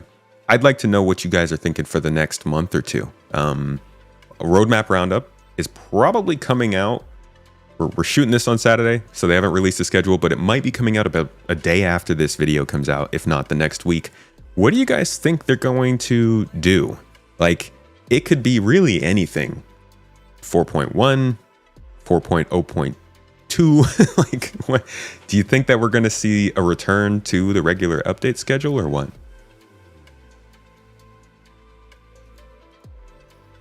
Everything's going to be on fire. Yeah, at this point, The just fire don't extinguisher. know. Fire features. I hope they don't try and shoot for the stars and add loads of go like 4.1 and start adding in those features that people keep saying, well, this should have been with 4.0. We need a nice stable base to then start adding in those new bugs. So I think it'll probably be 0.0.2 and it'll be more fixes and hopefully, Elliot and co will get some of those nice easy missions in for the new players ready for the next refly. Yes, exactly. I think that should be, or at least that's what I hope their focus is. We have 4.0 not completely implemented. That's their own words. This is 4.0 what they have, not what they wanted. It's not all there. They gave us a portion of it. So hopefully they can quickly get it up to speed to at least where we were prior to having these search missions, delivery missions. There's a lot of stuff missing from 4.0. So I'm guessing that's what their first goal is to complete 4.0. Hopefully. So what would that be? A 4.0.2, I think, or maybe 4.1 will be like, boom, okay, now 4.0 is officially fully in, if you can say that. I think 4.1 would make sense. So actually, I'll let the rest of you answer first. Foxy Loxy, how about you? Well, knowing CIG what CIG is, I think probably we're gonna see new features, like get people excited. If it's 4.1, we're gonna see that's not listed in the 4.0, which are the fire features, also the resource management. But I do wish, like MrKraken said, I do wish they put stability in there, because that's the chairman's letter from last year. Mm-hmm. Yeah, I really hope every single new patch, we want to see more stability in the game. if we don't by the end of this year, we're gonna bring his own letter, show him. I'm gonna go to CitizenCon. I'm gonna put letter on his table. This is your letter wrote to us last year. Yeah. So I really hope every single new patch, as they release new features, they put some like stability in it. But as the roadmap, it's gonna be features or major changes. So yeah, it's probably gonna be what it is. But I'm excited to see fire features and the resource management listed, so we know the time frame for them. At least we know. Yeah, that's what I hope. Kraken, how about you? I've already gone. Farrister hasn't. Oh, Farrister, sorry. Farrister, you ran away. I was going to say, Foxy, if you're giving out letters at CitizenCon, I've still got my screenshots from Answer the Call 2015, 2016 verse 142 release date. So if you need them, let me know. Send to me. Yeah. I think it'd be interesting to see what direction it goes. If you'd asked me this last week, I probably would have said, oh, they'll probably keep pushing features forward and accept that stability might fall.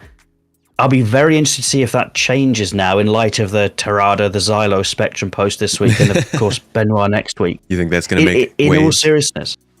It could do. So in my mind, and I am horribly simplifying game dev here, so I'm so sorry to everybody that works this stuff that's going to be like, that's a big oversimplification. But in my mind, you either go hard on introducing new features, you go hard on introducing stability, those two fight each other, right? So if you are going hard on stability, that's going to mean you've got to pause new features. And if you're going hard on new features, that's going to introduce new bugs.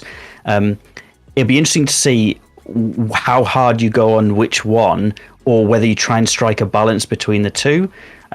My gut feel is, given the letter for the chairman at the end of last year and the aspirations for this year, I probably would have said they'd try and find a middle ground between moving the game forward and improving stability.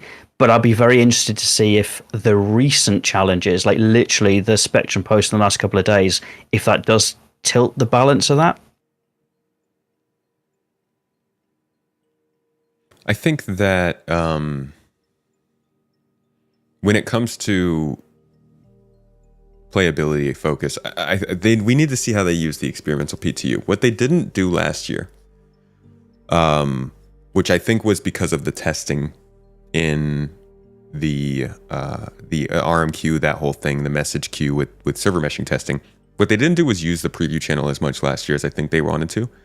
I think they want to try and do something kind of like what Satisfactory does.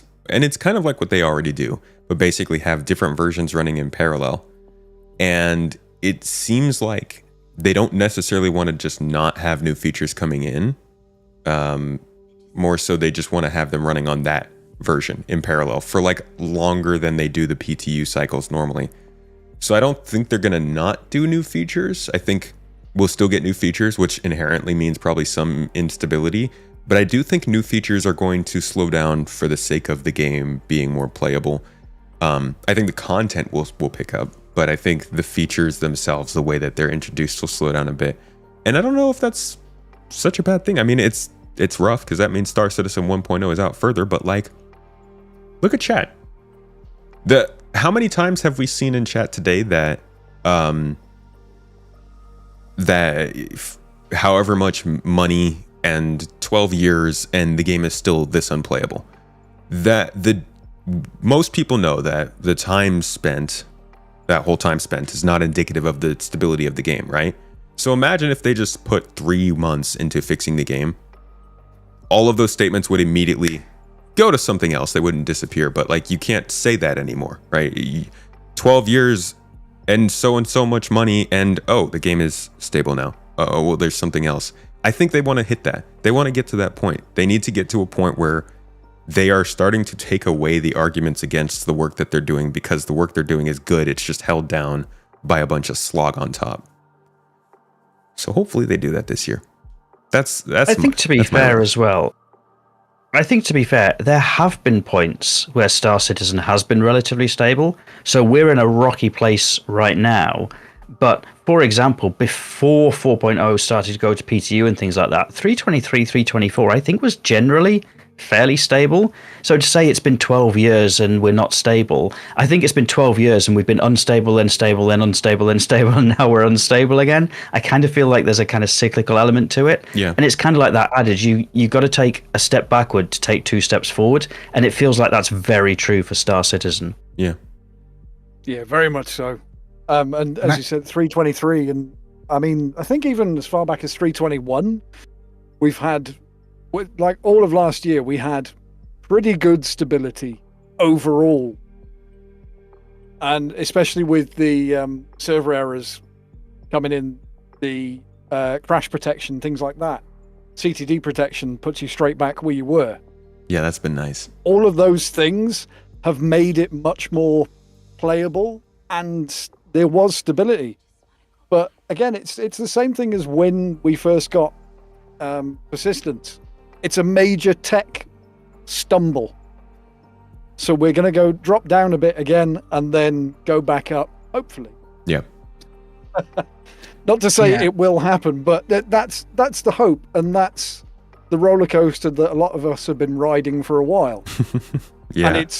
And as you said, more towards the start, those newer people who came in with all of these new gameplay features, new missions, general stability over the last year, this is their first experience of a major tech hurdle being implemented. And so the end is nigh for them. And you've got people who have just been beaten down slowly but surely over the years. And then there's the middle ground.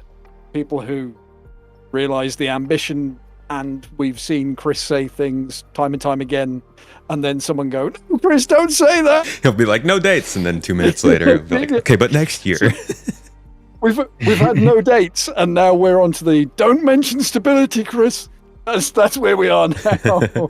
Don't talk about the I don't game. know if it helps them at all, or if it gives them the benefit of the doubt or anything. But I mean, they did make some big statements a little while back saying, "Hey guys, listen, please. The next couple of patches are going to be rough." Yeah, They straight up said. Yeah, I think it was that, around October or September. They were basically like, it's going to get worse before it gets better. Yeah. I think that's very balanced and very fair. However, immediately after this podcast, I'm going to go and give a 3-year-old a toothbrushing, and he knows it's going to happen. It's not going to make it any easier for him to accept it. He's still going to throw I think his hand.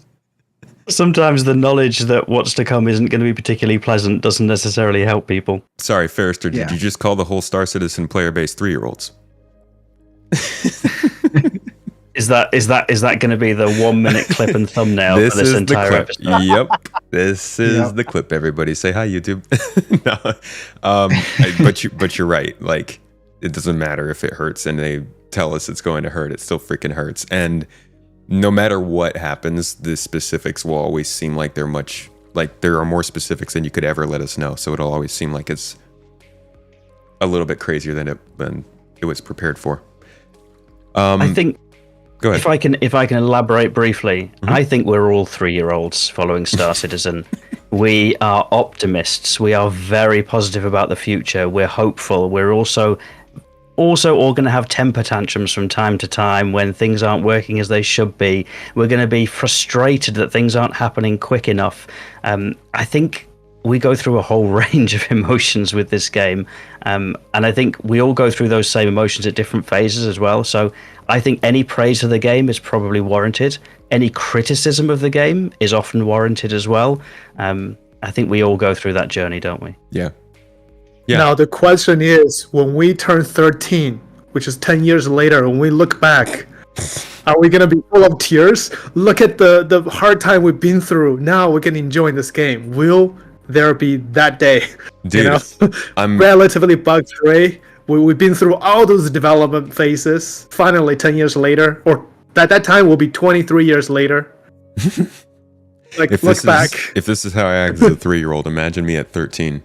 Hormones crazy. I'm nuts, dude. It'd be wild. Yeah. Thank you guys so much Hopefully. for joining me for this talk. I hope it gave people some more insight, a casual conversation about how things are going and where they're going. I think you guys are pretty on point about 4.1. I actually think 4.1 is going to look small because it will be just the stuff kind of from 4.0 that we missed, and maybe a couple extra little things. Like, I think they really need to get the ladders and traversal stuff down, but I think 4.1 will be where we do start to see more of an emphasis on stability. Granted, 4.0.1 is focused on it. It's kind of a band-aid. So thank you everybody for sharing your thoughts. I'd like to go around one last time before we finish up, and you could just let folks know where they can find your own content, hear more of your thoughts, and see your wonderful faces or mustache and character falling into the sun. MrKraken, let's start with you. Where can folks find your content? You can find me on YouTube at MrKraken or on Twitter at Real MrKraken, where I post bug workarounds for YouTube, general guides, and virtual photography in Star Citizen, the prettiest demo I've ever seen. Indeed. Astro Manny? Yes. So you could find me on YouTube, Astro Manny, or on Twitch, Astro Manny. I think the Twitch one has an underscore. But yes, I make videos on YouTube. I stream on both Twitch and YouTube. I do both of those basically 5 days a week. And then Saturday and Sundays are kind of like, well, if I'm doing nothing and I'm playing Star Citizen, here I am. But I'm on the game a lot, and I'm streaming, like I said, 5 days a week. In fact, I will be streaming here after the show. Nice. Probably a good half hour to give me some time to set up and reflect and things like that. But I'll be streaming after the show here. Cool. On both YouTube and Twitch. Awesome. Captain Foxy Loxy, how about yourself? You can find me by calling Captain Fox Loxy 3 times, and I will appear. I only have a YouTube channel right now, so you can find me there. Okay. What is that? It's Just YouTube Captain Foxy I think just Captain Foxy Loxy _ Captain Foxy Loxy. Okay. Wonderful. Yeah. And Farrister, how about yourself? Kind of inspired by Foxy Loxy's sassy answer, so I guess you can find me in Stanton and never in Pyro. you can find me on YouTube at Farrister, or you can find me on Reddit being accused of not being a true salvager because I don't use gimbals. Hey, me either, but Wait, you got I had accused people on accuse Reddit me of not using gimbals as well. You got accused of not being a true salvager because you don't use gimbals? it's weird using gimbals on sticks. So Honestly, gimbals. sometimes Club. the gimbal's annoying because I move my mouse just a little bit and it like jerks over for some reason in weird directions. I don't know what that's Fixed all is about. a valid choice, and I'll die on this hill. It's gonna start. As a real salvager, argument. I'm saying nothing. There's a good shout out to anybody who has been watching this podcast until the end on YouTube. Make sure to comment below. Let me know, is Farrister a real salvager or not? Are gimbals the way? Or is it just a hand holding? Sick. Disgusting. No, it's a joy to be able to see how many different ways people play the game and how many different ways you can just be wrong about how you do it. Love that. All right, everybody. Thank you for listening. Thanks for watching. Thanks for joining us live if you are. I will actually now be jumping into the game with you all if you're here with me live, so you can stay tuned for like 2 minutes. We're going to jump into 4.0.1 live and put everything that we just talked about to the test. Now, I know 4.0.1 live is not as good as the hotfix, but I figured let's get the full story. We're going to jump in, run a couple missions, see how the game runs, and actually see if it's an unplayable mess that never works or if it's a kind of broken game with some good parts. But I'd like to thank you all again for joining us for the Citizen Central podcast. This one's every month. Roundtable talks, big topics. And if you want to join our weekly podcast launch sequence, we always have a new guest on that talking about some of the littler things that are going on. This week, we'll be talking about lore and the new factions. But that's it for this one. Thank you, everybody, for being here. Thanks for watching. Like I said, I'm going to send you all over, or actually, I'm going to keep you right here. And I'll be back with some gameplay in a couple minutes. Thanks, everybody. See you in the next one.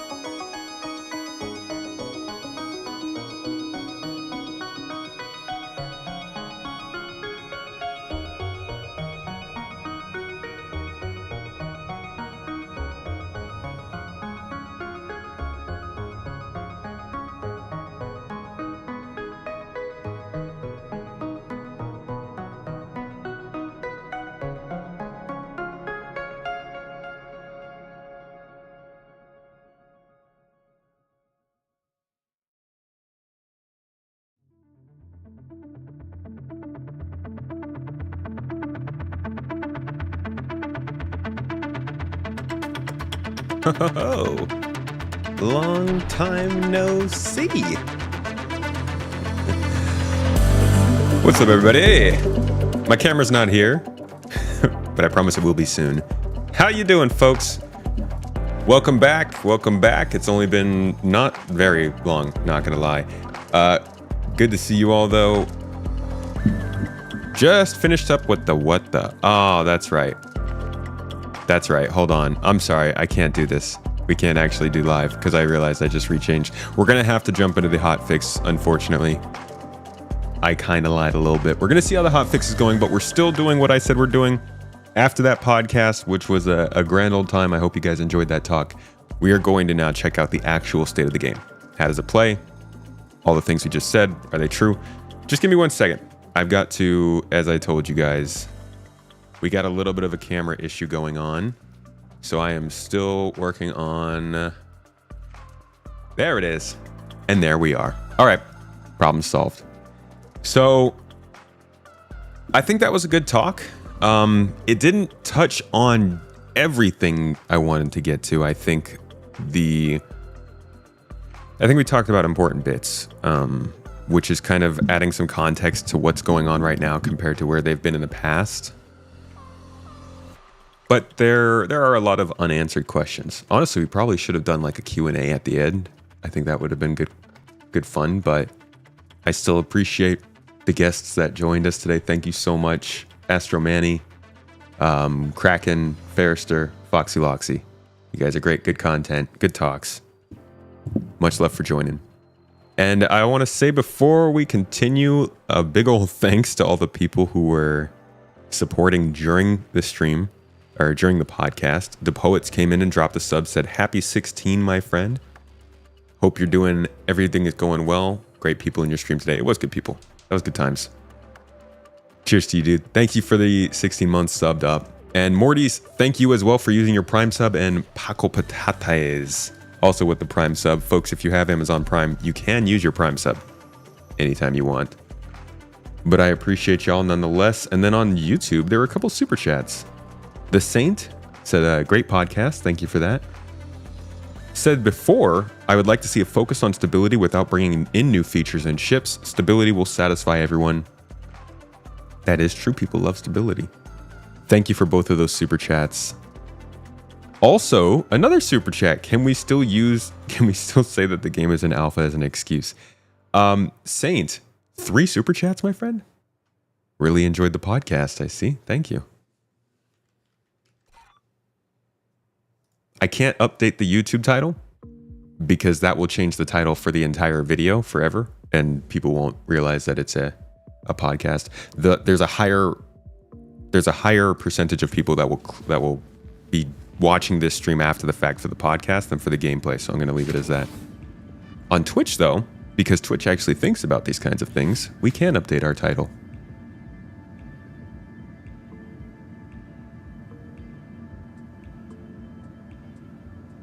Easy enough.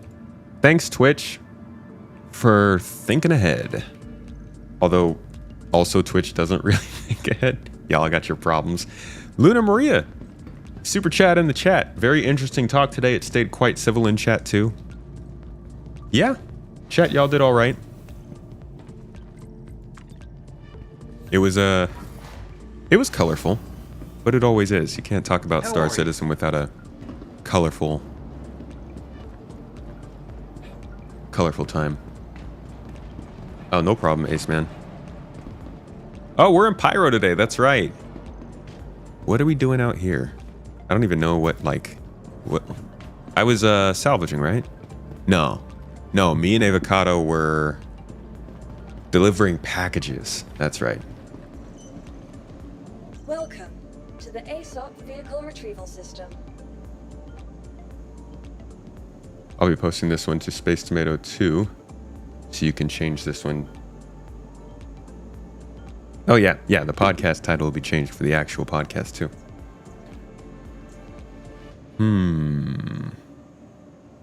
Well, let's see. What am I even like? What am I doing here? What are we doing out here? I honestly was mainly thinking I might go back through to Stanton, to be honest. Actually, I think there's a salvage event going on in our org right now. Maybe I jump in on them, surprise them. Please visit us again to the ASOP vehicle retrieval system. Let us grab. Welcome to the ASOP vehicle retrieval system. Let's go see how a bunker mission is doing or something, yeah? Goodbye. Like, that's not too crazy. That's not too much to ask. Frisch! Thanks for the membership on YouTube, man. 15 months now you've been a potato. We gotta get our potato stream up. Vehicle selected. Now let's see Tomat go splat. I'm the prettiest when I go splat. Your vehicle has been delivered to the following location. Please visit us again. Completely missed the podcast, but good call on CIG canceling the free flight. CIG needs to square away a lot of stuff so we can bring in some fresh blood. Fresh blood. Can you fly your vulture to an outpost and salvage all the abandoned ships, or no? There are a couple things you got to do. You got to make sure the ship is unlocked, has no shields on. Okay, I need a gun. I need a weapon. Yeah, you got to make sure a couple things. You can salvage those things, but you run the risk of getting a crime stat. And you got to make sure that the ship's actually salvageable. Have I done all of my fight for pyro stuff? No, I have not yet. I could do that.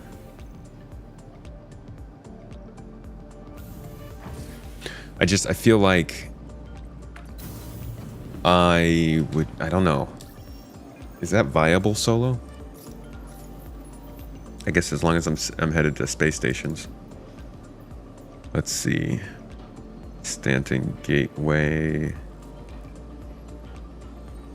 Kennard. Yeah, see, these are all going to other places. I want to go to a space station if I'm going to go out.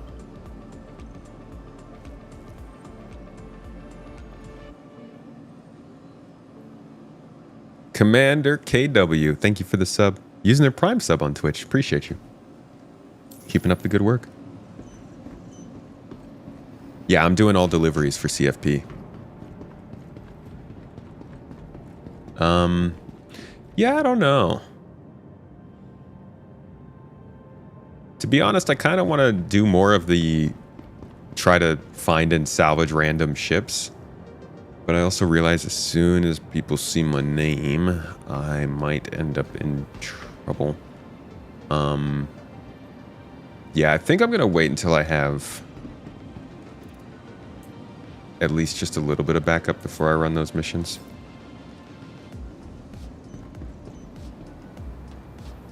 Okay, you know what? We got an hour. Why not? Let's do it. Maverick, jump in with us with salvage. I was thinking about it. I didn't want to bring the stream into your salvage event and make everybody like stop having fun. Can you put this away? Just trying to drink some water here. Is that not a real water bottle?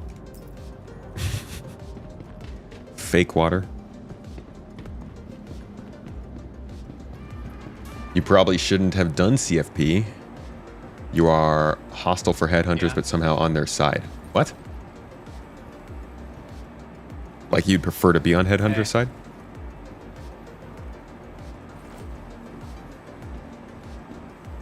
All right, Maverick, I might swing by then. What are you guys up to? Yeah. Tell this man hotfix and live merge 3 hours ago. I can see your comments. I mean, does that matter then? Can I be on hotfix and still be merged?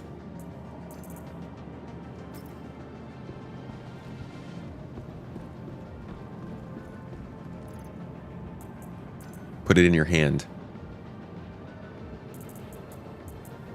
This just in, food no longer works.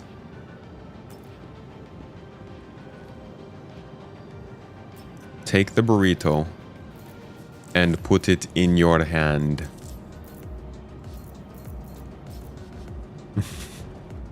Does the hotfix allow me to eat?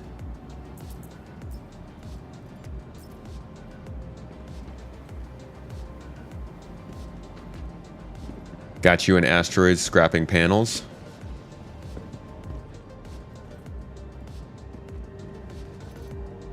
Dude, I can't eat. All right, let's just go to the medical bed. Sometimes you got to take an IV to get your nutrition.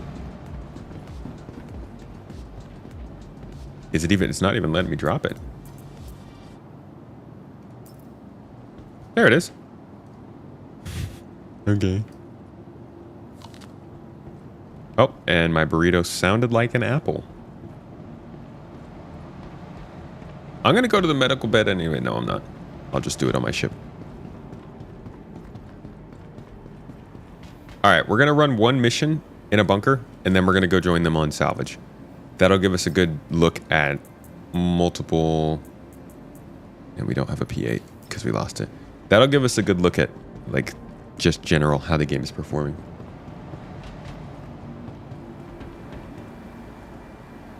Is rep broken for you guys? It was? Actually, no. I haven't had any problems with rep since 4.0 came out.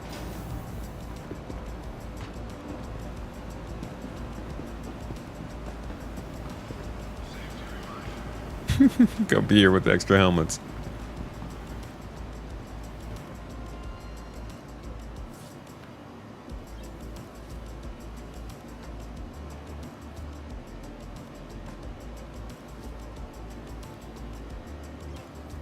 Utility. What kind of weapons we got here?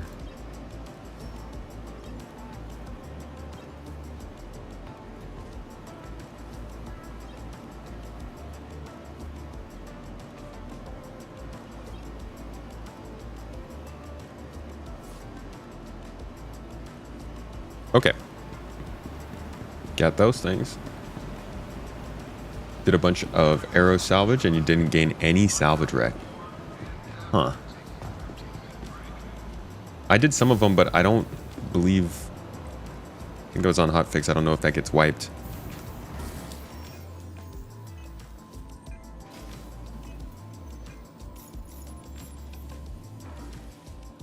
Yeah, it doesn't look like I got any rep for the salvaging I did. This is the salvaging team, right?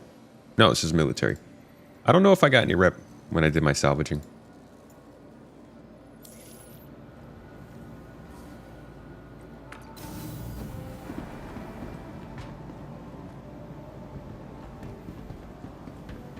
Becomes the kind of game that takes 3 hours to enjoy, going with just an hour and you will be frustrated it wastes too much time. I disagree. I think that people just aren't playing the game correctly to have fun within an hour. If you play this game right, you can log in and you can run like 3 missions within an hour. If you're not coming off of a fresh wipe. Keep your stuff on you or in your ship and then log off from your ship.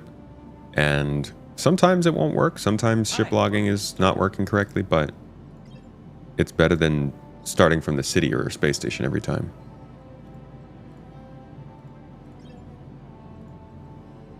LH86. Where are you? Hi. Thanks for coming in. Hi. Hi. Thanks for coming in. Hi. Shut up, man. I'm just trying to shop.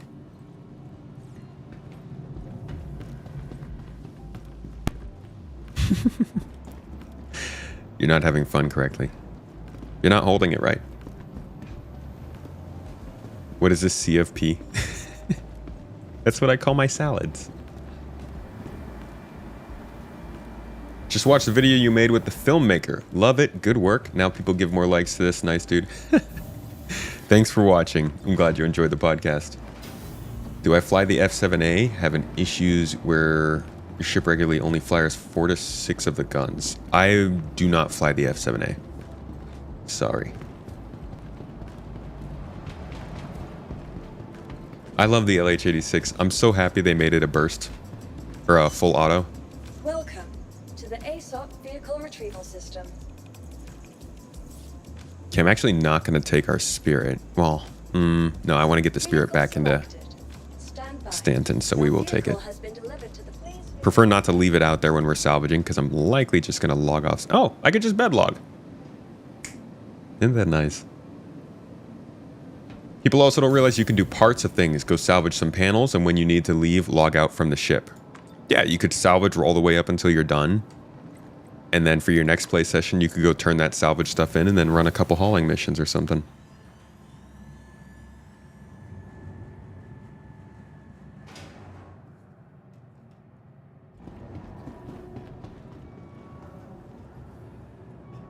Welcome to the Did I not just come to my hangar?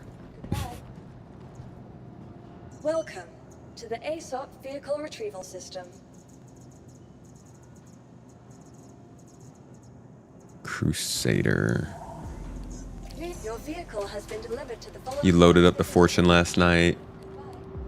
And the buffer with RMC, then bedlogged and logged back in that night to sell it. That's great, dude. And then at some point, I'm hoping that they start to add... They give us the ability to track our progress on stuff through Spectrum. So you could just have Spectrum loaded up on your phone. You could see your refining jobs. You could see your cargo hauling. You could see maybe if you ordered a ship to be moved from one place to another, you could see the time that it's going to take. Like that would be really nice to have that access outside of the game as well.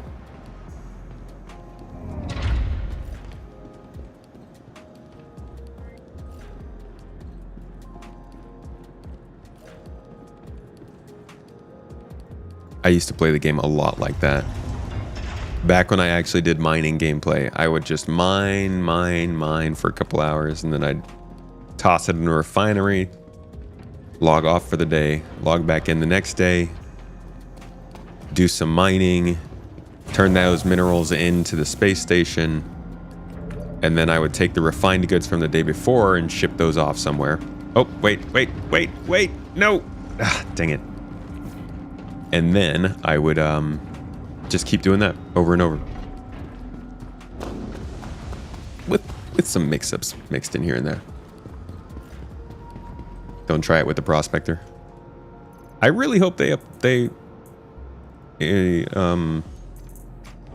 the Prospector soon.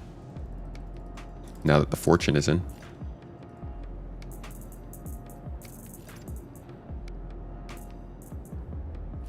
Turns out I did not need to get all of the ammo I got, because I had stuff here.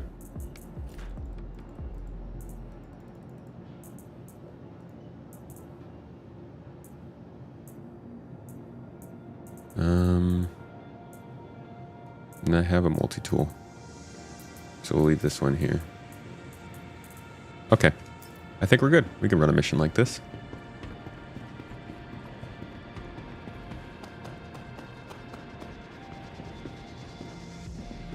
Check last cargo status. Dude, even being able to customize or put in orders. You know, we have all these ideas that things are going to take time. So let's say you wanted to transfer a ship somewhere. You wanted to load some cargo onto your ship. Wouldn't it be nice to be able to put that order in on Spectrum? You're going to play in 2 hours. So you go in, you put the order in. You tell them you want your ship loaded up and ready to go. And then in 2 hours, you log in and there you go. Because you planned ahead. You are clear to launch. You get to get right off and get going. Crusader Industries, a journey worth taking. Hope the Fatterpillar has a better tractor location than the Caterpillar. The Caterpillar needs to... They need to put that thing on a boom arm.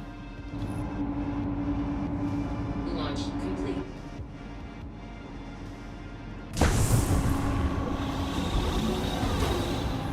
Landing gear up.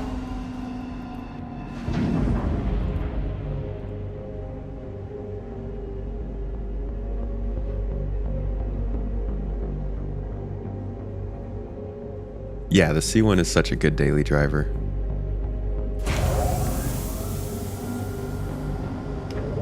Preload a freight elevator at a station. Yeah.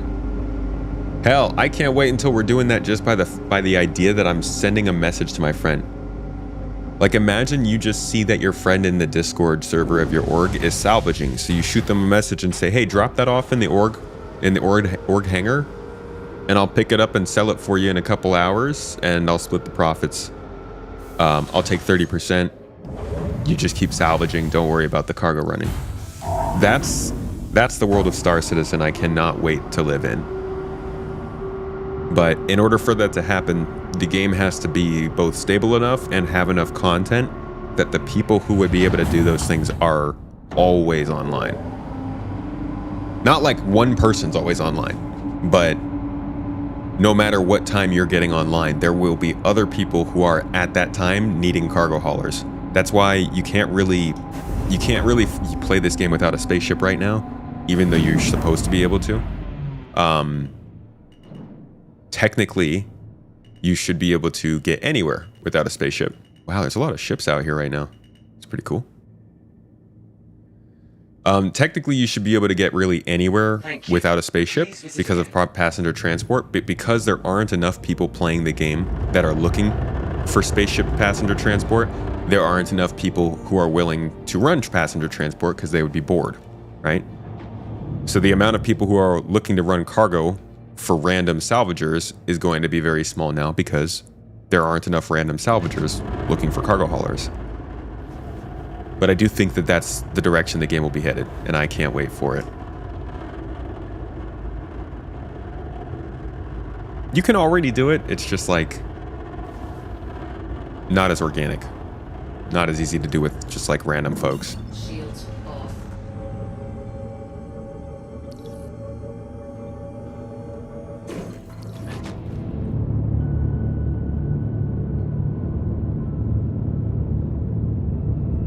If plans come true, you can just stay in the bar and order your NPC crew to do those jobs for you. Yeah, I don't... We'll see what happens with NPCs.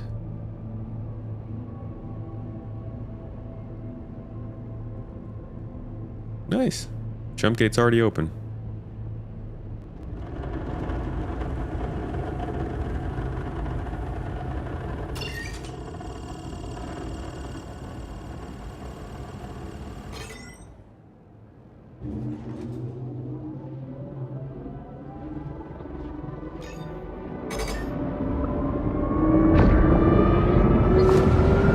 Uh-oh.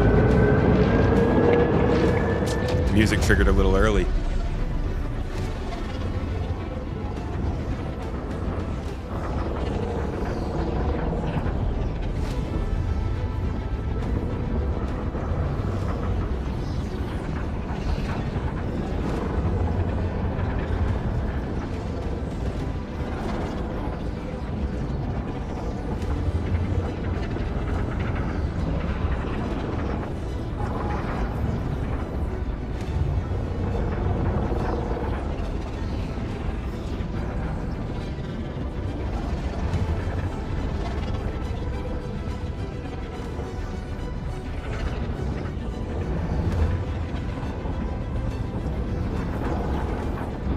Blue.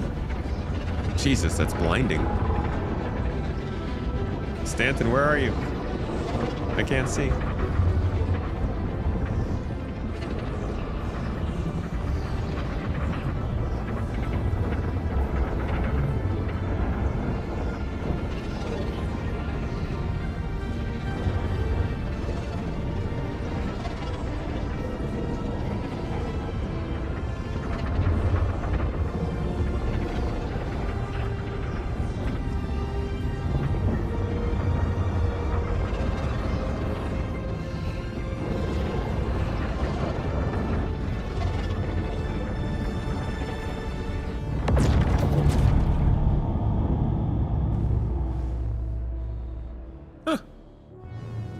Oh, it's like it's quiet out here, but I'm way out here. Okay. Alrighty.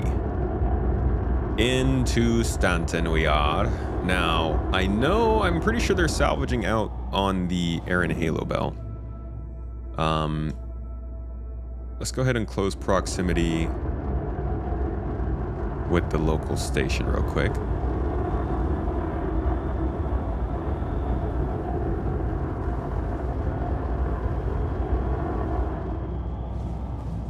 Chat. Be nice to see a job board where you can post a contract for another player to take, lock them in with collateral. Yeah, player missions are going to be so cool. They need to introduce some type of protected transaction, otherwise I have no way to know if you will pay me. Yeah, we need an escrow service.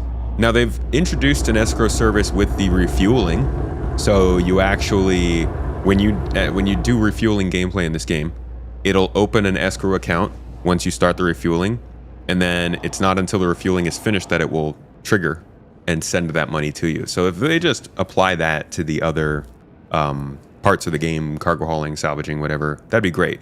I think the big thing we need is an ownership system, because let's say you wanted to start a cargo company, right? Like a big cargo shipping magnet, and your job was to send medical supplies to every star system you could find. Now, first, when you try to do that yourself, you're running ships back and forth, no problem. You buy the cargo, you put it in your ship, you sell it, you get the money, all is good. But at some point, you're going to need to be able to buy the goods, let somebody else pick them up, and then sell that, and then receive the money, and then that money be split between you and that person. And that all needs to be done in a way that can be trusted by both people and account for like mix-ups, where maybe you paid this person to do those things and they took the stuff, but then they just flew away and never came back.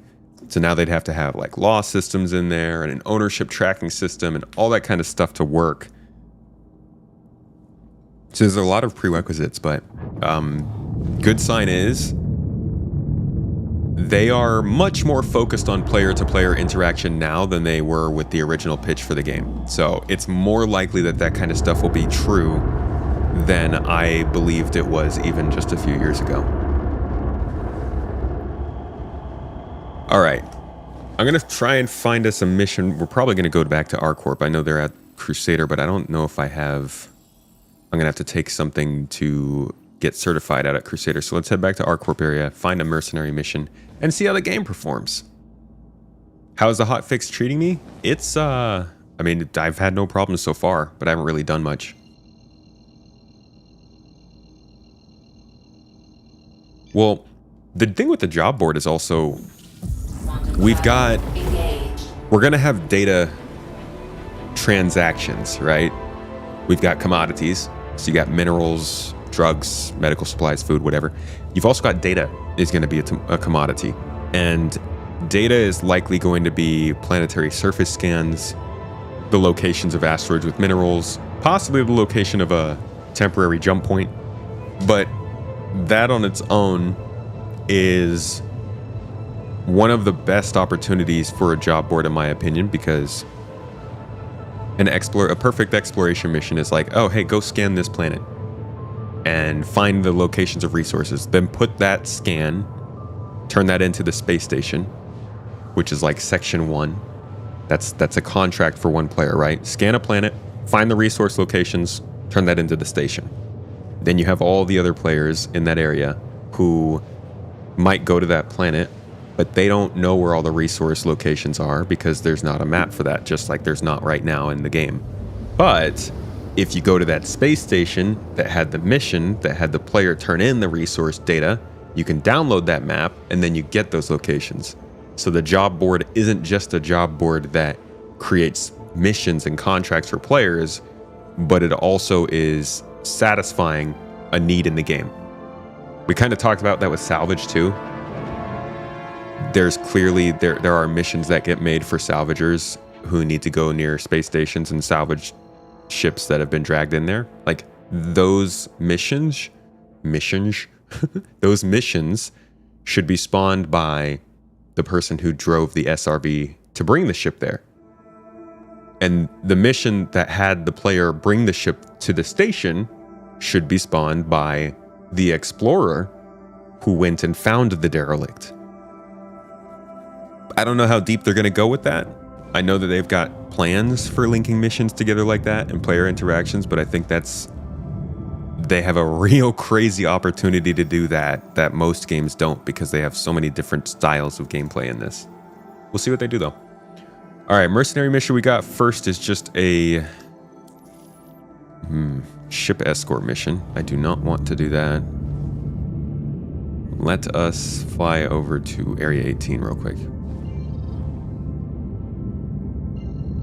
An ownership system would fix so much. You could even have it so that your ownership over your items and components so they can't reclaim by others if looted.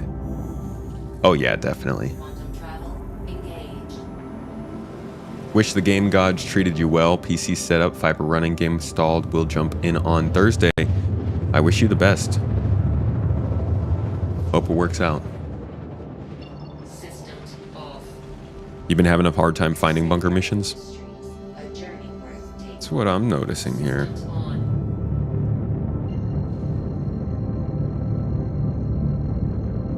Yeah, the player could just sell the info directly too. I think that's another thing, is like you've got this line of, Complete. like you have the string of Star Citizen gameplay that could occur. Starts with the Explorer, ends with the Mercenary, right? The Explorer goes out into space, finds the asteroids, turns the asteroids into another source, which then finds the miner. The miner goes out, mines the stuff, passes it off to a cargo hauler. Cargo hauler ships the stuff to a refiner. Refiner takes it and does whatever they will with it. Passes it on to a crafting person. The crafter makes the item with whatever was mined. Whatever extra benefits come from that crafting process, refining process, all these different things it's been through, end up showing themselves in that last step when the mercenary finally gets, let's say, the gun that comes from the original iron that was mined. So you have this whole process of location, acquisition, crafting, and using. And then hopefully this runs through to it gets looted by other people, different people end up using the gun over its lifetime, eventually it wears and tears and it breaks down, and then somebody basically trashes it for its basic components, and that's the life cycle of an item. Starts with the minerals, ends with the trashing of the gun. What I like is that you can break out of that at any point. At any point during that stage, you can say, you know what, I want to do all of this. I don't want to pass it on to a miner. I want to do the mining. I don't want to pass it on to I don't want to pass my data on. I want to keep the data for myself and go back out to those asteroids, or I want to haul the goods, or I want the gun that gets crafted. That's, I think, the best part of Star Citizen. Well, what they want for Star Citizen.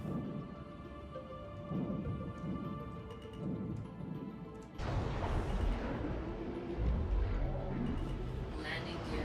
Hello, Savadon. Have I been to Pyro to try out Fight for Pyro since the update hotfix? Last time I tried it was yesterday. We were just in Pyro, but I didn't really want to do too much there today. Native HDR support would be nice. HDR support, global illumination. Quite a few cool graphical things they could do to pick this game's... Wait, why did I land here? I just came here for a mission. And they don't even have any.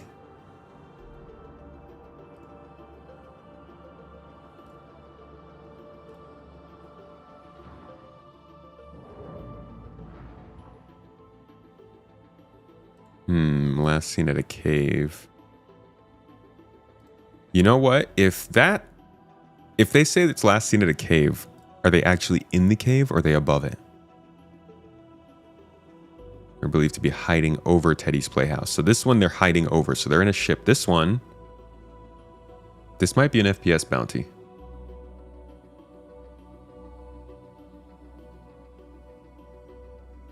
I'm hesitant to take it because I don't want to mess up my rep with the Bounty Hunters Guild.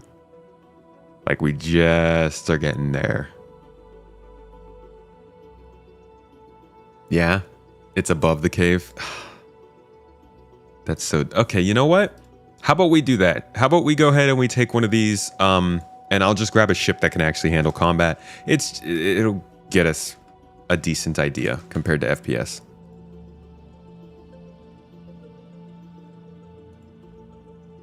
Oh, is that a player bounty?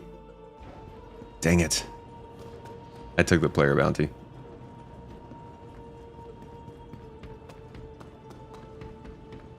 No, that wouldn't make sense because it had a location.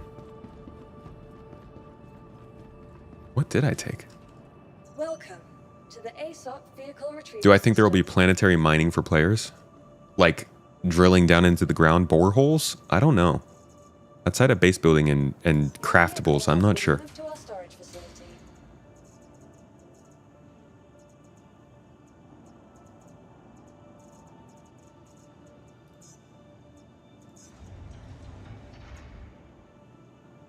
20k is ship and 50k is FPS.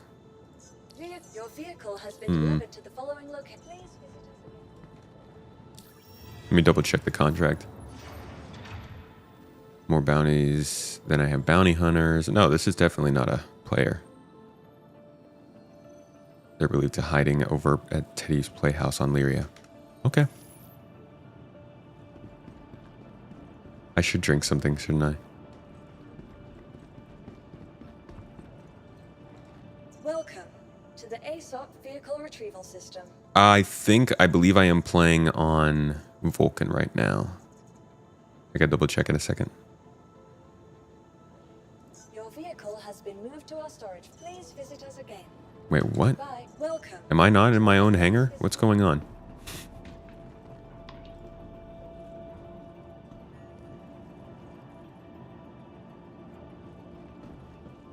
There has been an error with your stream where your ship was a mess of pixel. Oh, that was a Crusader ship? My bad, carry on. Some people can't recognize the beauty that is Crusader. That's okay. Oftentimes, reality has to censor the world for those who cannot comprehend. Let's try this again. Wait, no, I don't want that. No, dang it. Ah, you tricked me. You got me thinking about the Crusader. No, I want the Guardian. Oh, man. No, I have to wait. Do I use the 2 empty bottle trick? No, I just waste all my money on more and more water.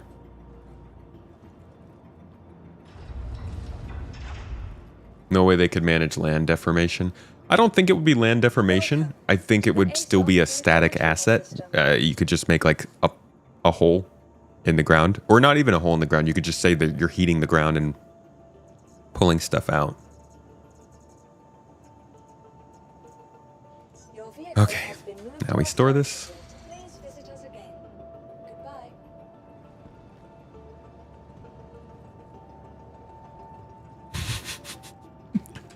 Just buy the water. Well, if they're not going to put it in my hand.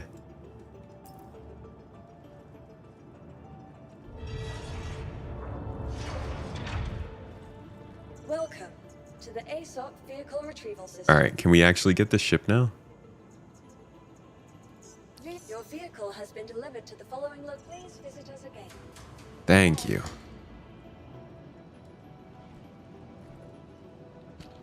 Where is the best / least buggy spawn point for 4.0? I would guess...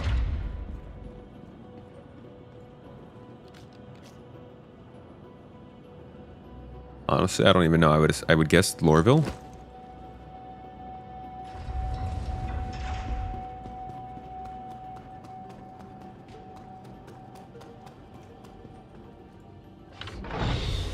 Haven't heard many complaints about Lorville.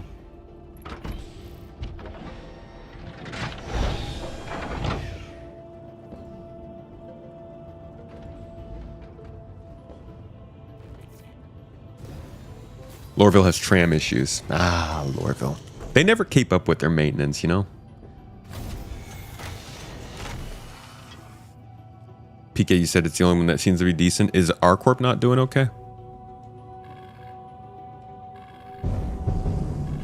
I know New Babbage is just off the rails.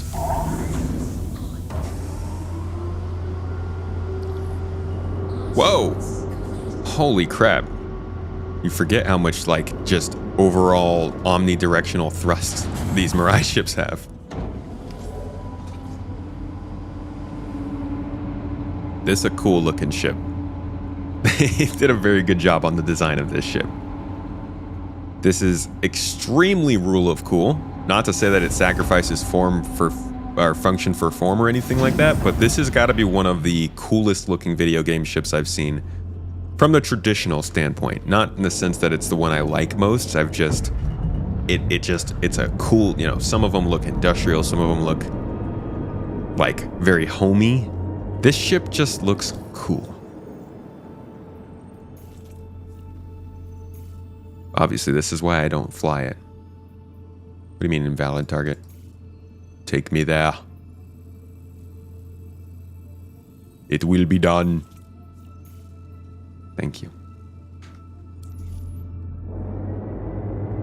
Yeah, Star Wars has kind of copied Star Citizen in that aspect, huh?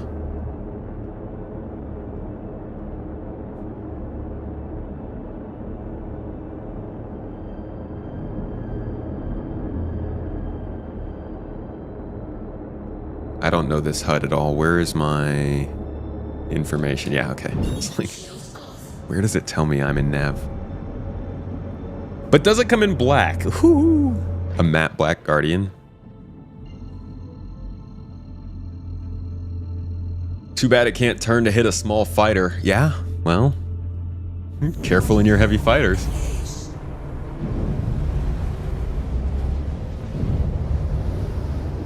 Ended up melting your Guardian, just didn't vibe with you at all. I get that, that's fair. For anybody who is interested in this ship and thinks it looks pretty cool.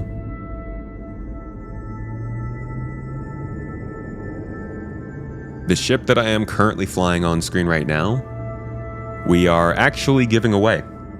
This is not my ship. This is the future one of your ships. So, make sure to hit !giveaway if you want a chance to get this thing and do some fighting with it. Or like Daedalus said, you could literally win this in the giveaway and then melt it for like $250 and buy whatever else you want in Star Citizen. So even if you don't want the Guardian, I would suggest maybe consider the giveaway. The interior of this ship is really impressive. Pretty good for the size. And they're taking us to the dark side. I f***ing hate you. Don't scratch it. Very, very sorry, anybody who is looking forward to trying to win. Go, guys, folks, just hit the stream. !giveaway doesn't actually get you into the giveaway. All you have to do is hit the link that pops up. As I was saying, sorry if this blows up during the stream. If I die, unfortunately, you guys don't get the ship. I don't make the rules.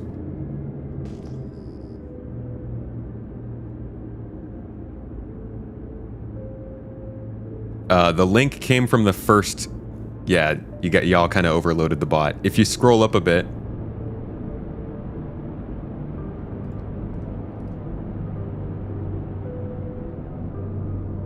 Where did the link go?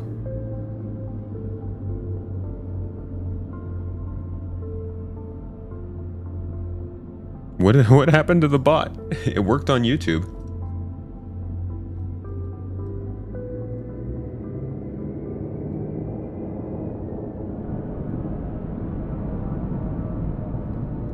Mods, it looks like the bot's not working on Twitch. Can we check that out?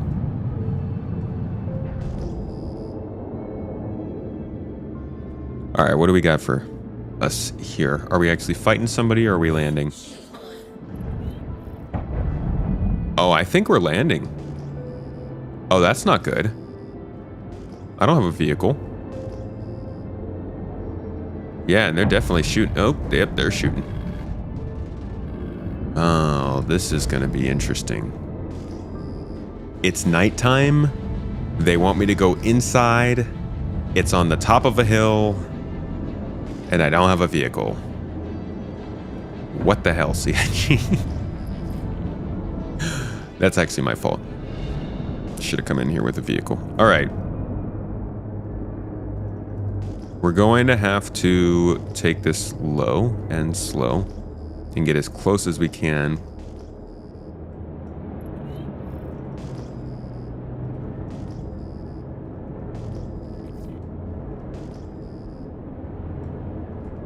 If possible, maybe I can land up on top of the hill here. Yeah, see, there's this little ridge here.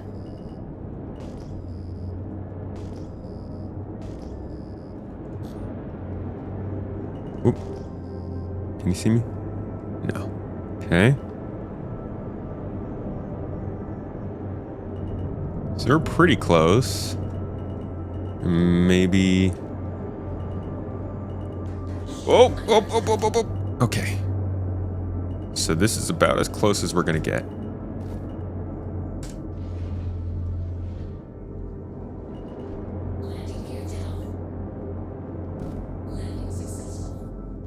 I don't know about successful misc, but I think it works.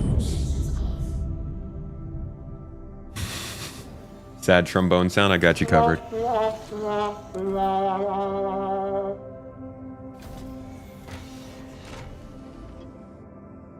Yeah, I don't know. Do we have any mods on Twitch? A little great. Thank you for the sub on Twitch. Appreciate you. Hope you're enjoying the stream. Yeah, it looks like Stream Elements isn't working for some reason. People can't get the giveaway link to come up.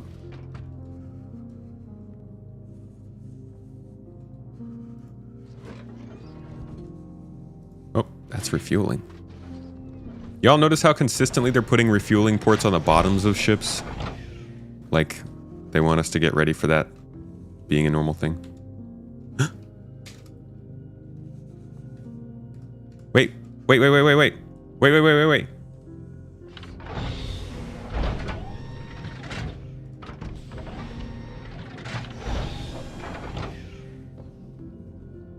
Oh my god.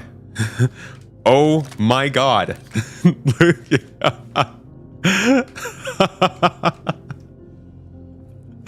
Oh my god, where's my helmet? Why didn't it go back on my head, dude? What did they do to my helmet?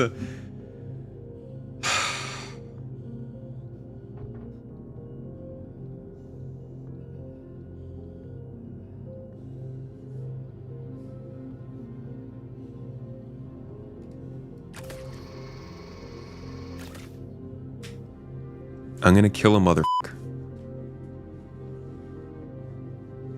Like the Alt H. Isn't it just supposed to put your helmet on your hip?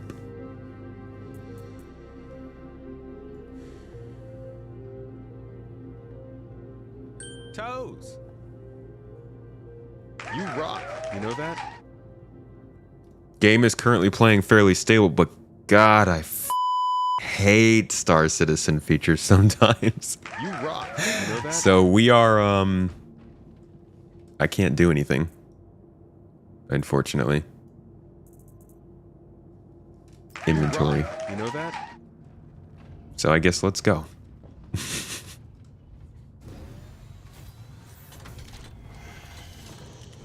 Thank you. Thank you very much. Hey, Ben, thank you for the memberships on YouTube. Appreciate you. Toes. What are the chances I can take the turrets out? What do you think? Thank you. Thank you very much.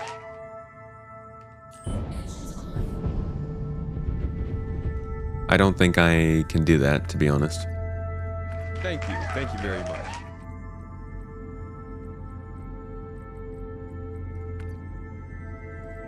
Let's see, coolers don't need any power, right? Thank you very much. So let's put more towards shields and guns. Thank you very much.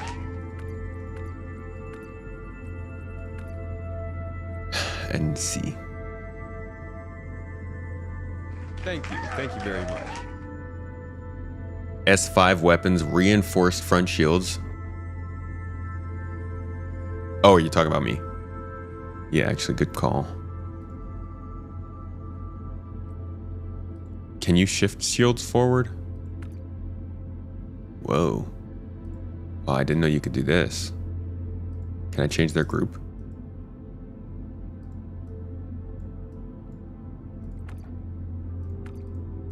Yeah, how do I shift shields? I haven't done that in such a long time. Can you even do it on a fighter?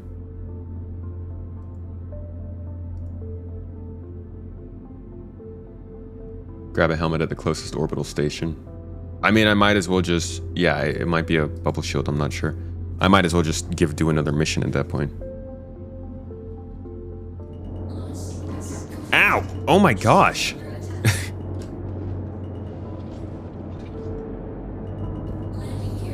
Okay.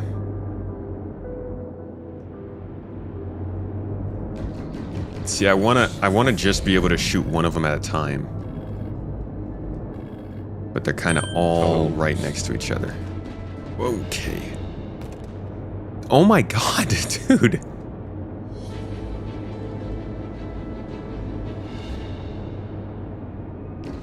I can't, man. I can't even get a shot on them because I can't move slow enough.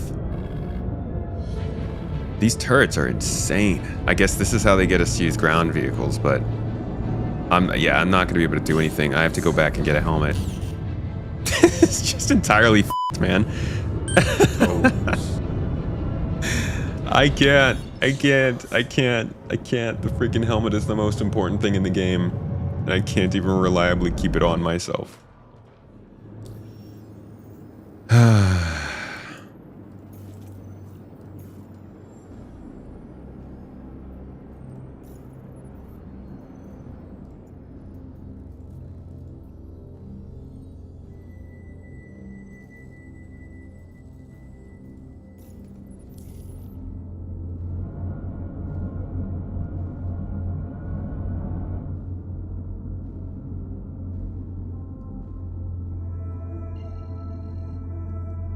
Very sorry to give you a skewed perspective of the game because I kind of suck at it.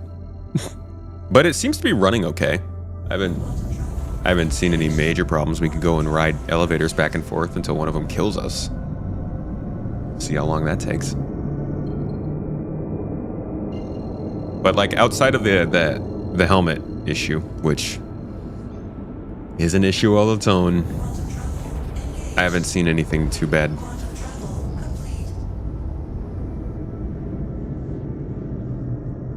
But everybody's experience is different. All right, I'm gonna go back to Baijini Point. I'm gonna get my helmet. And you know what I'm also gonna do is get a vehicle. What time is it? It's already 12:20. God.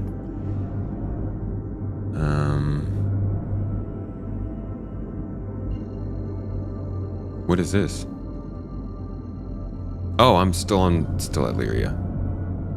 Thought I had jumped to Hurston because, you know.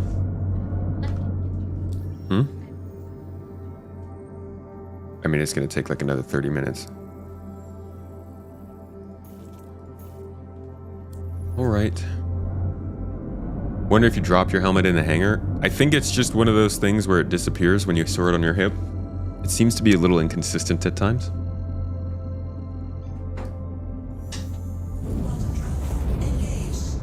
I should just always have a hanger in my backpack, to be honest. Glad to see you're just as human as us. No, it's not true. I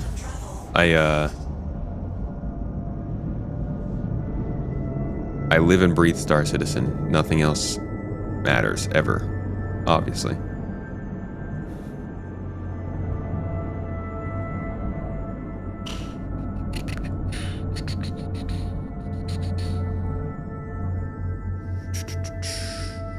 Area 20. Not really what I'm... There we go.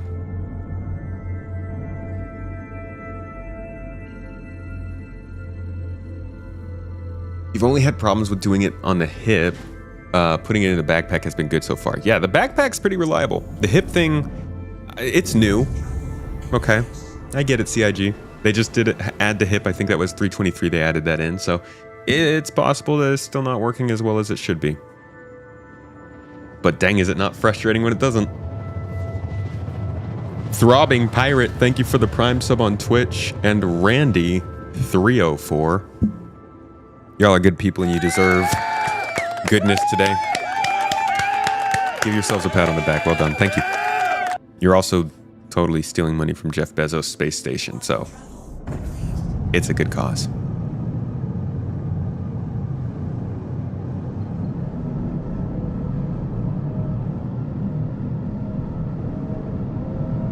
Arc L2. Okay, but how about Baijini Point? There we go.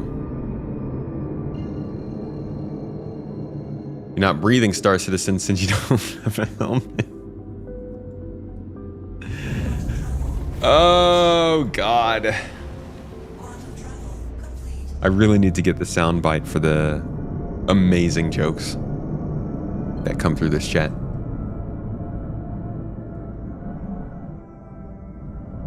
What? How did I get all the way out here?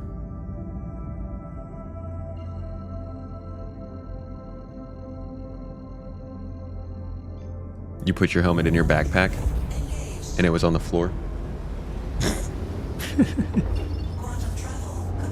Is Star Citizen going to be okay, Arcanian? Star Citizen's going to be fine. At least in the near term, Star Citizen is cool. No, it's doomed.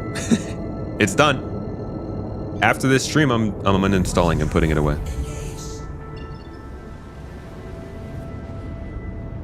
Randy, how are you a sub, but that's your first chat? Wait, did it just do it again? Am I just missing it? Yeah, did it? What is up? Okay, maybe Star Citizen is doomed. I can't get to the space station.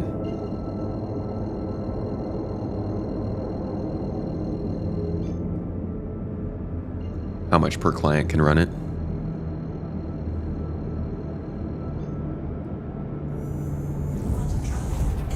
Okay, just take me to the planet. Good. Now stop. Okay. Good. Don't make me manually fly 200 meters, 200 kilometers to this space station, all right?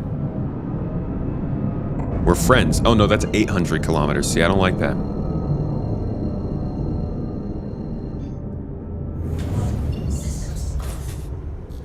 I didn't even trust it, so I just canceled it myself. We'll slow boat the rest of the way.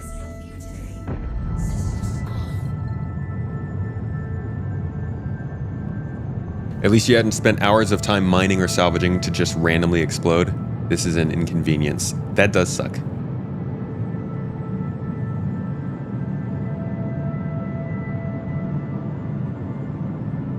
But at least you get to spend the hours mining. I would prefer to get to spend hours doing FPS gameplay and then just like glitching out and losing all the stuff I earned than not being able to do the gameplay at all. So at least I get to have some fun.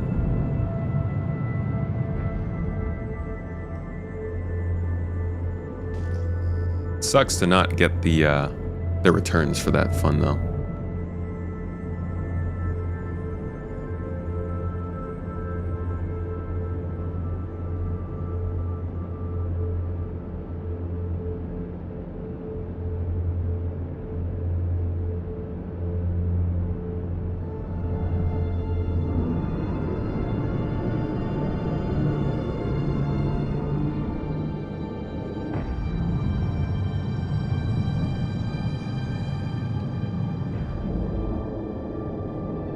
Flip and burn.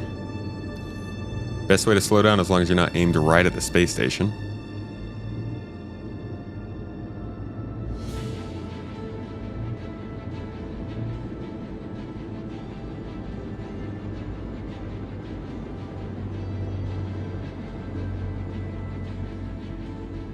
It'd be really funny to catch a player returning from hours of mining and destroying their ship and taking their loot. I don't know about funny. Funny is not the word that comes to mind there.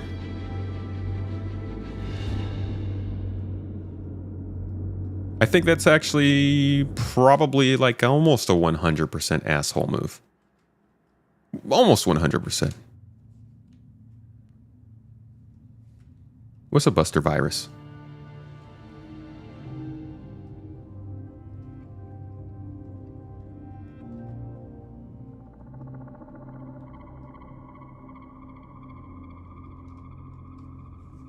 You must not be on the PvP side of Star Citizen. I don't pick sides.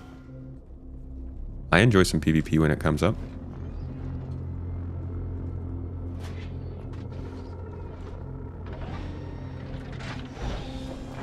I think I'm like most players, not really looking to engage with other players, but if it happens, it happens. It's part of the game. It's kind of the way it goes. Actually, sometimes I seek it out, but usually going about my day. This is what we... Nolan! I love that. That was a good reference. This is what we call in bird culture. A dick move. Okay. So we need to get something that has a little bit more ability to... Well, first I'm going to get a ground vehicle, actually. Let me grab a hover quad.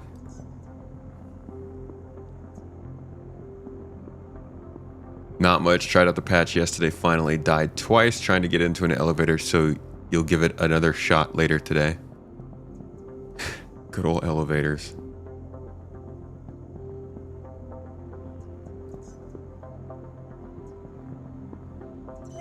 Yo, Saint! Goodbye. Thank you for the super chat. You lighten it up this stream. Appreciate you, buddy. Where are my fellow pirates at? I think we got a couple in chat. See, I don't think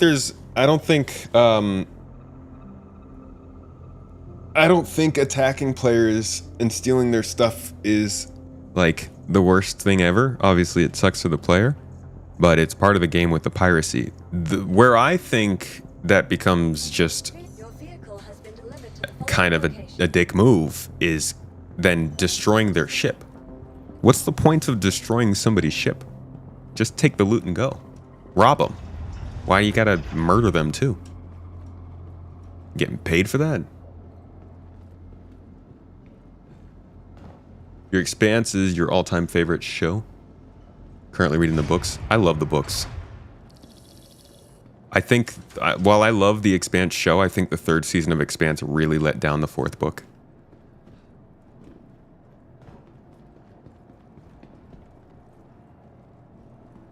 Give us a pledge of 100 for elevators. I'm still waiting for the street sweeper. Hello, hover quad.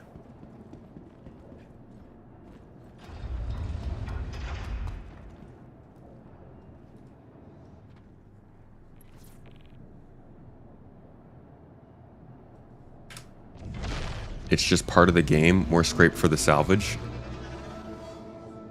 Yeah, well, I don't know. That's that's just a crappy way to look at it, in my opinion. But it is a way to look at it.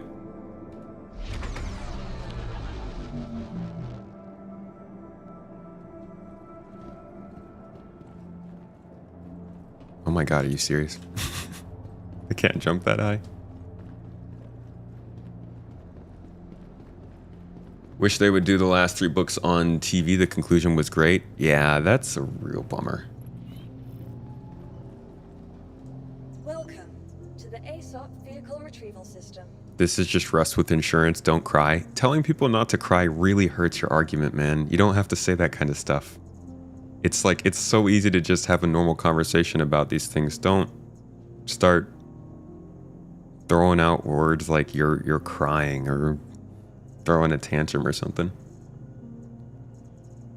I'm thinking maybe I will take something actually smaller than normal.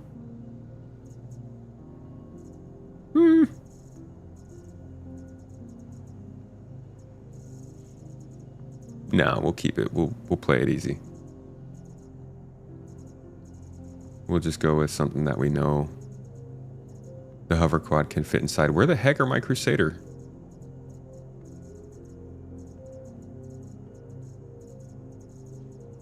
Oh, I'm in too small a hangar. Okay, we'll just get a cutter. Whatever.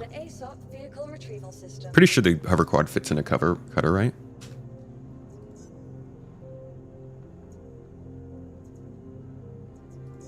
If they kill you and your ship, it really doesn't cost much, but if you got ship damage, you'd have to pay for repair. It's not financially feasible to pay a ransom. Just destroy me right now, maybe. But like, as soon as soft death is no longer a thing, I mean, I guess that's the thing. At some point, you won't be able to just blow the ship up. So you would have to board the ship to kill the person anyways, and that might be a blocker to that kind of quick murder solution. Are you planning on doing a stream with Voidy again anytime soon? Probably. We like to play together. We have very different styles of play, so it doesn't... Oh, today? No, it's still there.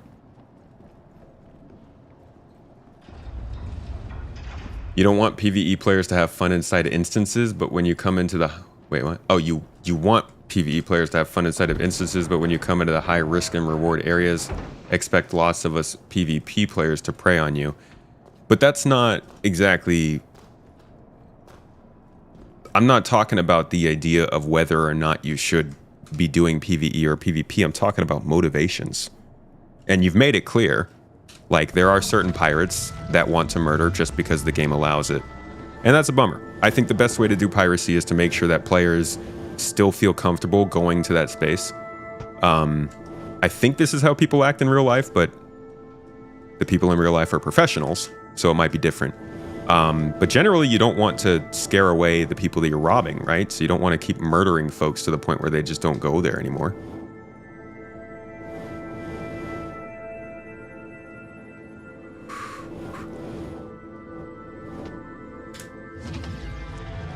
Okay, we good.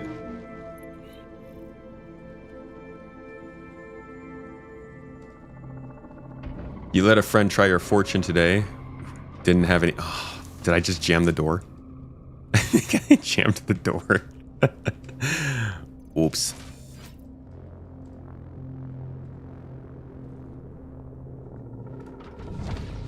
Oh! Okay. Either way. A little bit better fit. You haven't played the game for a couple of years. You think about coming back online again. What are the biggest changes? Biggest changes in a couple of years? What's a couple of years? Like when... Bruh, can you open the door? Is it not opening because the ship is there? Come on!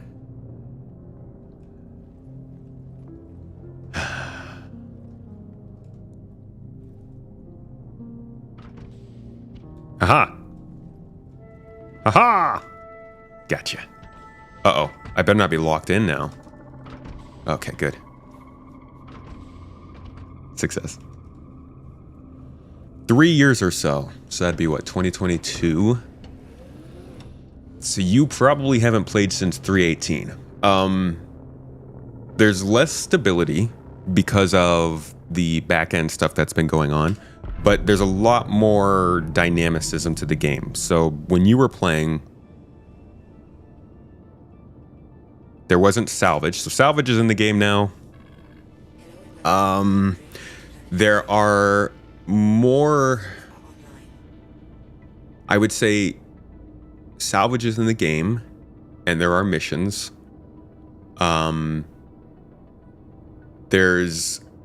It's hard to explain. I mean, we've got hangars now. Cargo hauling is an actual profession, so you're doing more than just pressing a button and shipping stuff.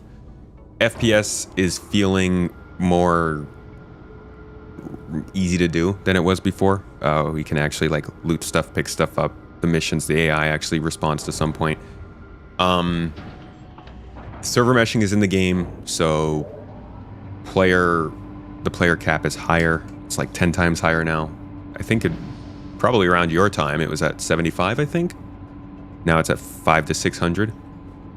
Other than that, like a lot of little small things here and there, but it hasn't seemed like a fundamental huge shift. Like people are still just running missions to run missions and then logging off. There's not a long-term progression and story to the game that people are really pursuing just yet.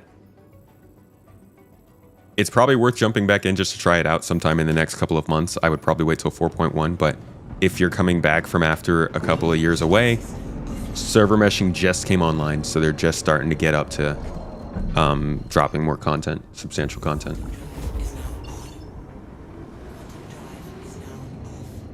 What was I saying about our setup times? I was saying that if you log off and on from your ship and just start a mission, you can get started very quickly. The fact that I didn't do that today is probably indicative of the idea that if you don't do that, it's going to take you longer. So, any other questions, Egregious Darkly?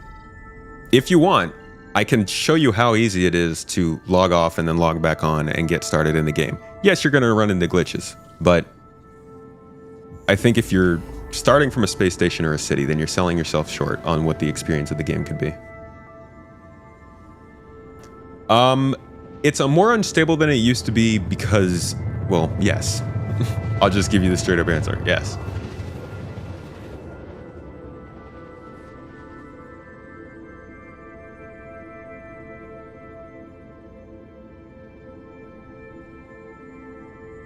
Quantum drive is now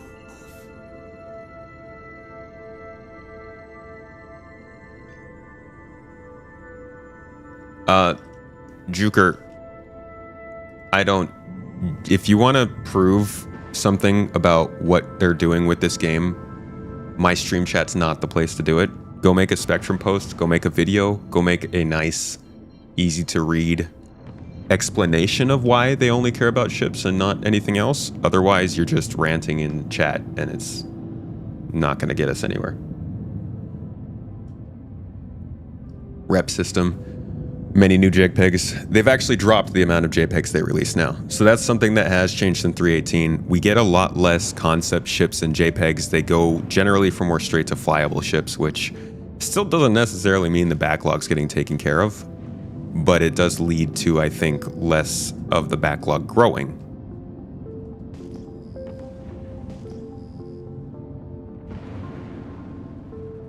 The reputation system. I guess, yeah, there's like reputation hostility a little bit now. Oh, I'm getting too close in here. All right, so I'm going to swing back in on the other side of those hills like I did last time. Just got to come in low.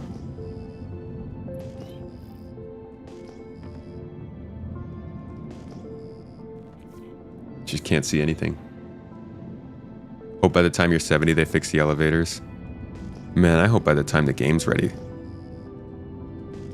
Watch elevators end up being the thing that just plagues Star Citizen forever. Whoop, don't shoot me yet, don't shoot me yet. Don't shoot me, don't shoot me, don't shoot me, don't shoot me.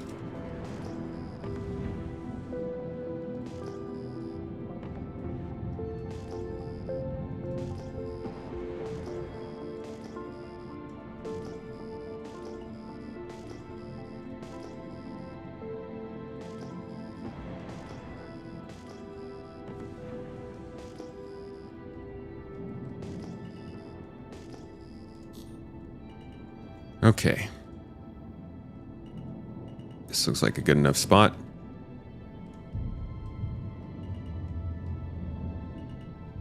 Landing gear down. Nope, I don't like it. How about right here? That's better. Can anyone explain why when I took the priority mission it went away from friends list and I couldn't share it? You can't share the priority missions. At least not on the current... What is it called again? Something to pyro? Retort pyro? Retrieve pyro? Something about pyro?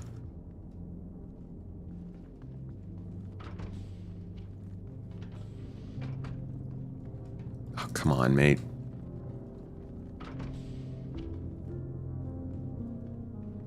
I did not just get trapped into my ship by the hover quad.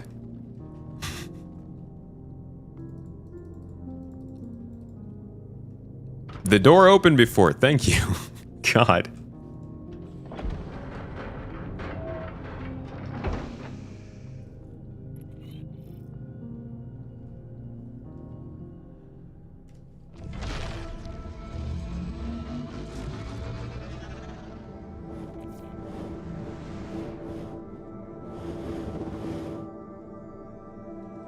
All right. Oh man, I have no clue where I am. Pretty sure uphill. Does this thing have lights?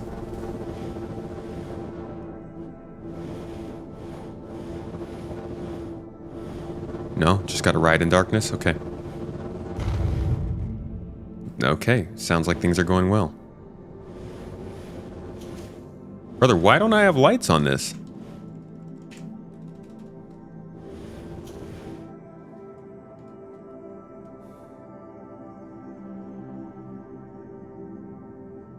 I still don't have a helmet, do I?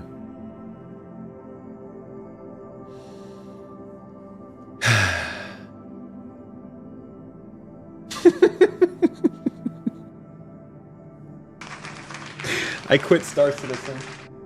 I quit. I can't play.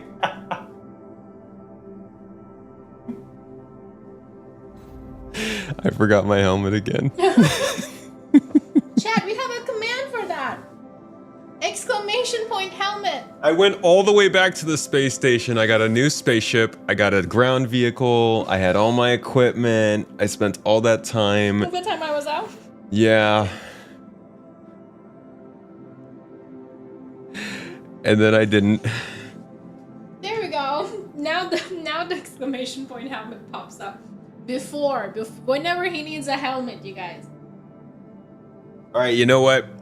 I'll take the loss, okay? I admit.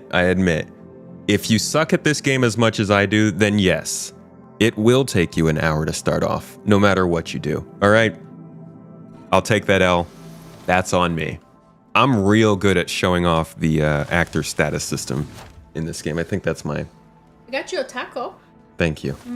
You're good at eating the taco. Yeah, maybe I can remember how to eat that. I'm just the worst, man. Exclamation point eat. Alrighty, well... Pat.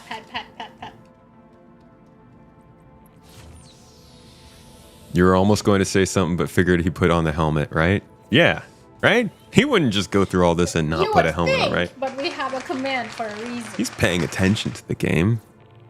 He must be. I'm going to be so good at Death of a Spaceman when it comes out. Yeah. You're good at dying. For setup times, they can be great. As long as you don't suck.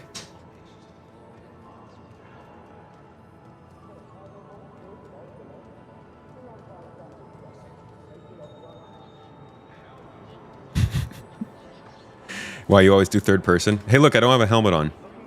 I wonder what happens now.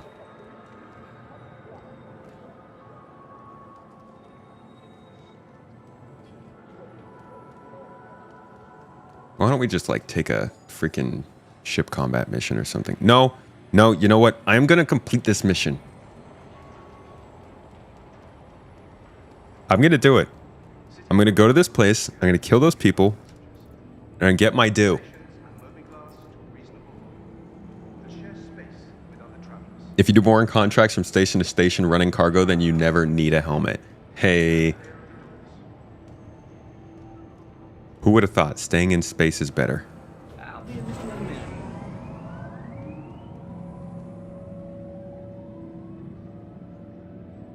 Whoa. What's going on with my frame rate?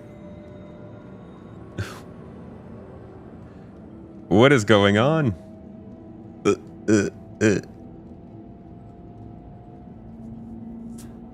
Expectations of SC, cool battles and exploration. Reality forgets to put on helmet and dies. I gotta add like 2 deaths to the death counter today, I think. This has gotta be the worst I've ever done. I can't believe at the end of all of that I rode out on the freaking hover quad and died. Oh my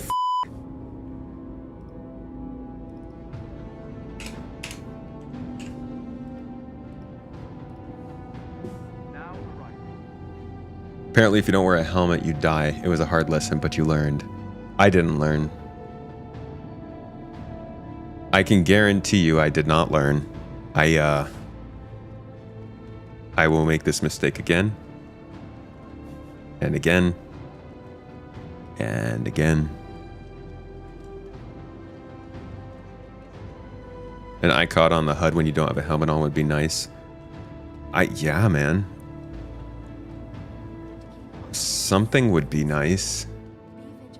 I don't know. I don't know. I don't want to say like you have to tell us that we don't have a helmet on, because that should be on us to be a little responsible about it. But at the same time, the UI does change and I could pay more attention to that. I miss actually when you could see the outline of the helmet back in the day. Okay. All right, here we go. Gonna do our undersuit, legs, body, backpack, arms. And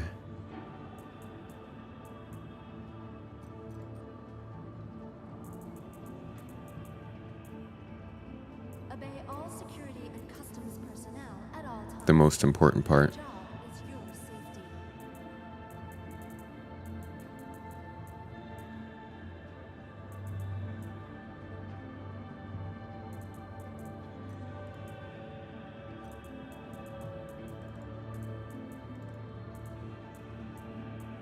Of course, we need a PA, the LH86. And I'm not going to have any ammo. Yes, since I'm not going to have any ammo, I'm just going to take a C-54. Turn the universe. Since they will likely have ammo for this in there. Investing in tomorrow's future. Small reflex sight on it. And there we go. We're all good, everybody. We got everything we need, right? Let's get going.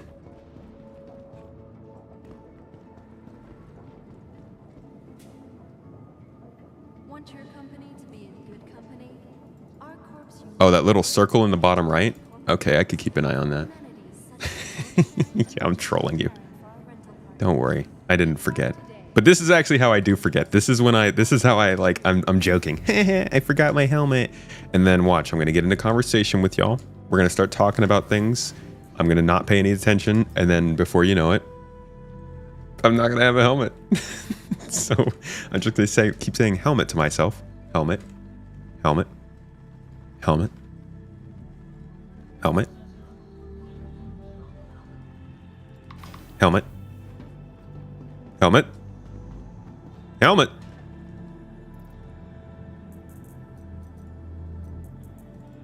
Okay, we made it. We got it. We're good. Doesn't match, but who cares? Now we get our ground vehicle. Welcome to the ASOP. Hey, if I fall through somewhere and die, all right, if CIG, if Star Citizen wants to ruin this for me, then they ruin it for me. I'm not starting over after this one.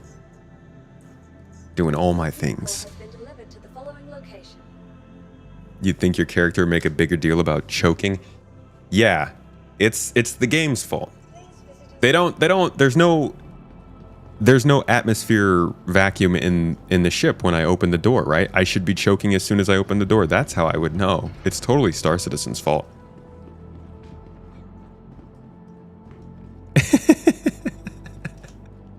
Mrs. Tomato with the disclaimer. I was indeed diagnosed with ADHD a long time ago, if that wasn't apparent. Dora the Explorer episodes, audience screaming helmet at the screen.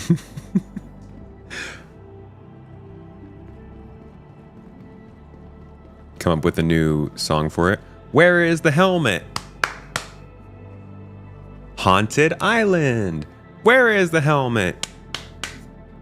Haunted Island. I miss Dora the Explorer.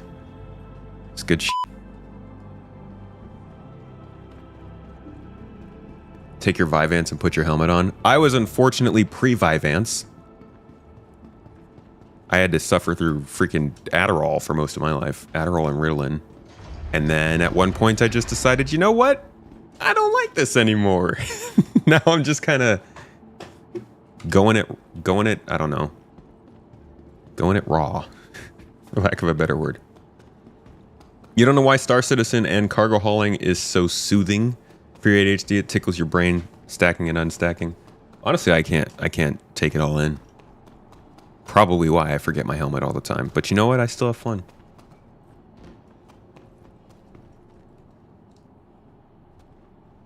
All right.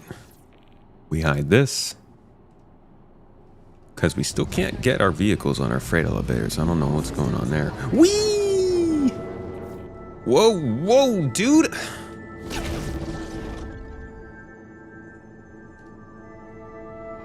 Of course, it makes sense that it started in free look and not in control. I just wanted to... Whee! Yeah! Whee! Let's do a little skirting around, you know? How often do you find this much flat land in Star Citizen that doesn't have a bunch of rocks sticking out of it? Okay, enough of that. Let's get our ship.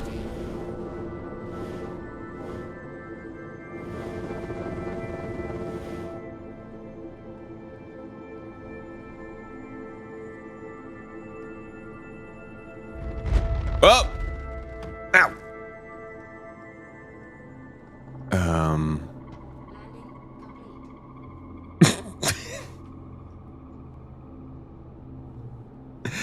Yeah, landing complete. That's one way to put it.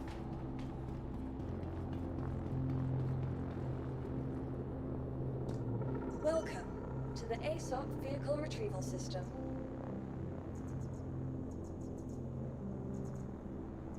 Are we gonna do a cutter again? Is that a good idea? Should we do? Let's do a cutlass black. I don't want to jam the door. That was bothersome. Your vehicle has been delivered to the following location.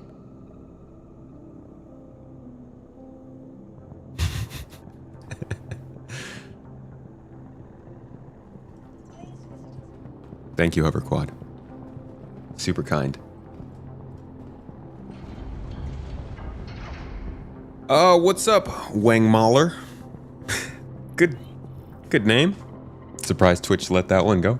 How was the eggplant dinner the other night? It was good. Oh, it was delicious. Yeah, we snacked the absolute out of that. Now that I realize, there's still some in the fridge. Oh! No, don't be like that.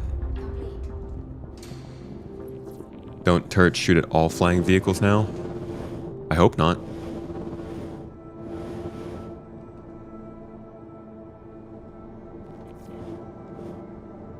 Kind of want to try something fun here real quick. Whee!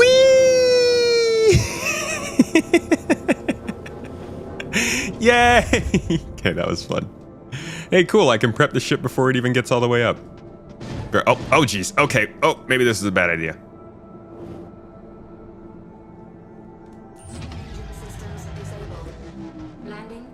Whoa! Here we are. We're testing out physics system here. Hey, you know what? I like to push the game to its limits, all right? If the game can't handle me powering off and shutting down a hover quad on a moving elevator in the worst possible, most unstable part of the game, then I don't want to play it. Luckily, it kind of handled it. A little. See if we can get out of it. Come on. There we go. Everybody's okay.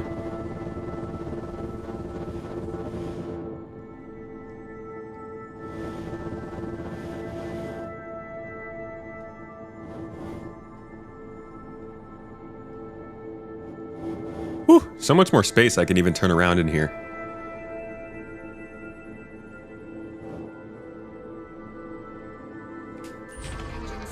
I got a fun plan for this mission, folks. Cannot confirm I'm going to make it through this fun plan alive, but I think it will nonetheless be a fun plan.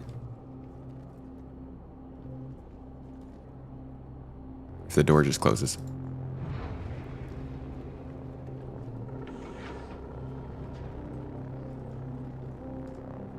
Is it safe to update the live version? Yeah. You seen a hoverbike get shot by a turret while it was going? Okay, well, chances are then, folks, this just goes horribly wrong. Forewarning. This likely isn't going to go exactly how we want.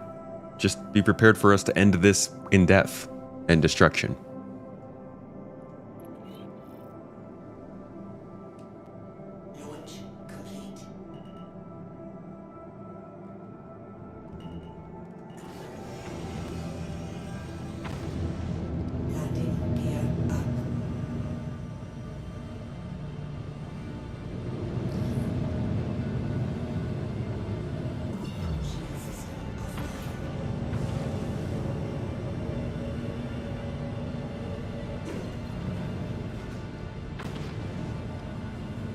If they just made the Cutlass a salvaging ship, it would be great. Yeah, I put on the helmet.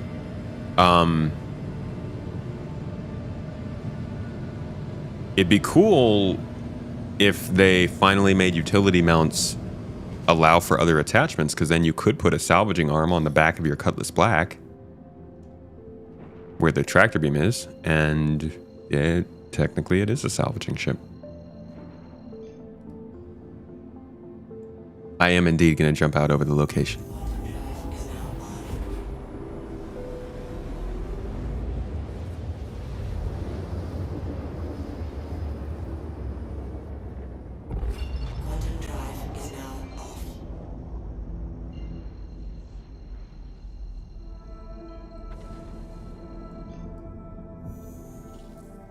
I am wearing a helmet. Thank you, everybody, for being so on top of the game. Brigant, thank you for the subs, by the way. Or for the bits on Twitch.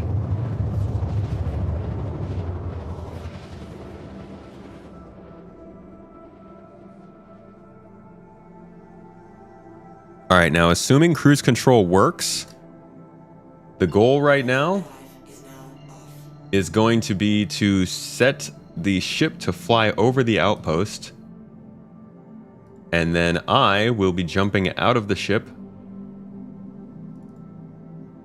to hopefully land down there without getting shot on the way down by the turrets. Will this work? Probably not. Will it be fun? I think it could be.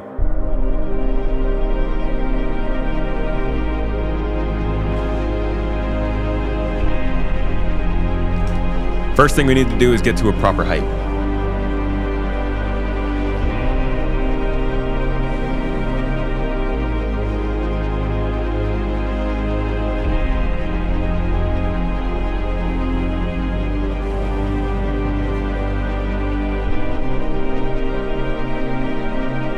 Whoa!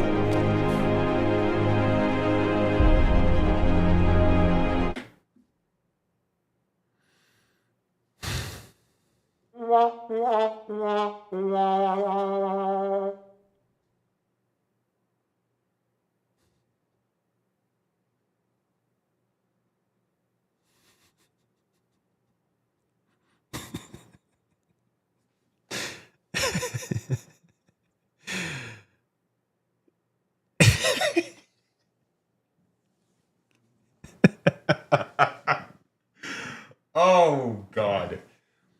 Folks, I think that's a sign. I think reality is trying to tell me maybe to take a break today.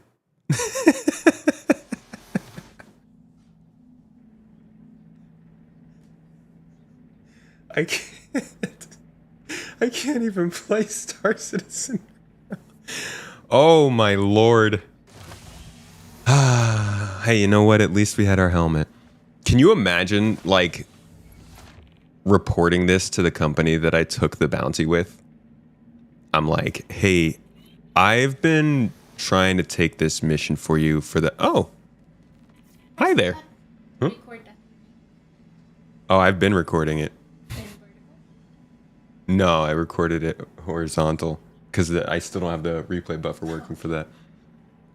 Yeah, first time in game, unfortunately. Even he looks over it. I had a helmet, so at least there's that. But I would go ahead and say, going back to the conversation about startup times and playing Star Citizen, don't play like me. You're never gonna have fun. Unfortunately, I'm pretty bad when I'm streaming. I'm still not used to playing games when I stream, and I don't think that'll ever change. But I hope you guys at least enjoyed this stream today and got some good times out of it. Got a couple laughs at my expense. I hope you enjoyed the podcast too. That was, I think, a good talk about the state of the game. And to be honest, from what I've seen today, like I suck so much I couldn't even show you real gameplay. I genuinely can't believe I just spent this much time playing the game and not actually doing something. And for once it was my fault and not the game's, but I will say that I think this is performing better than I've noticed, but that always happens when it first comes out. So we'll see where things go from here. It was certainly interesting. Hey, I promise, anybody who is here for the first time, come back on Wednesday, and I think you'll see. I hope you'll see some real gameplay, some real fun. No, normally Saturdays are for me and the org. So on Saturdays like today, I would usually be in a group with the org doing something big. But unfortunately this week we kind of got confused with how they were doing the save stance and stuff, and that ended up throwing our schedule off. So we'll be back to that probably next week. And if you are part of the org, please come join us. It's good times.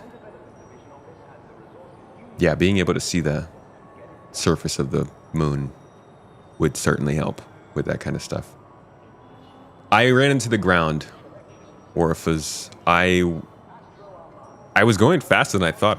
Genuinely, I thought I had removed most of my downward motion, but I might have accidentally been uncoupled.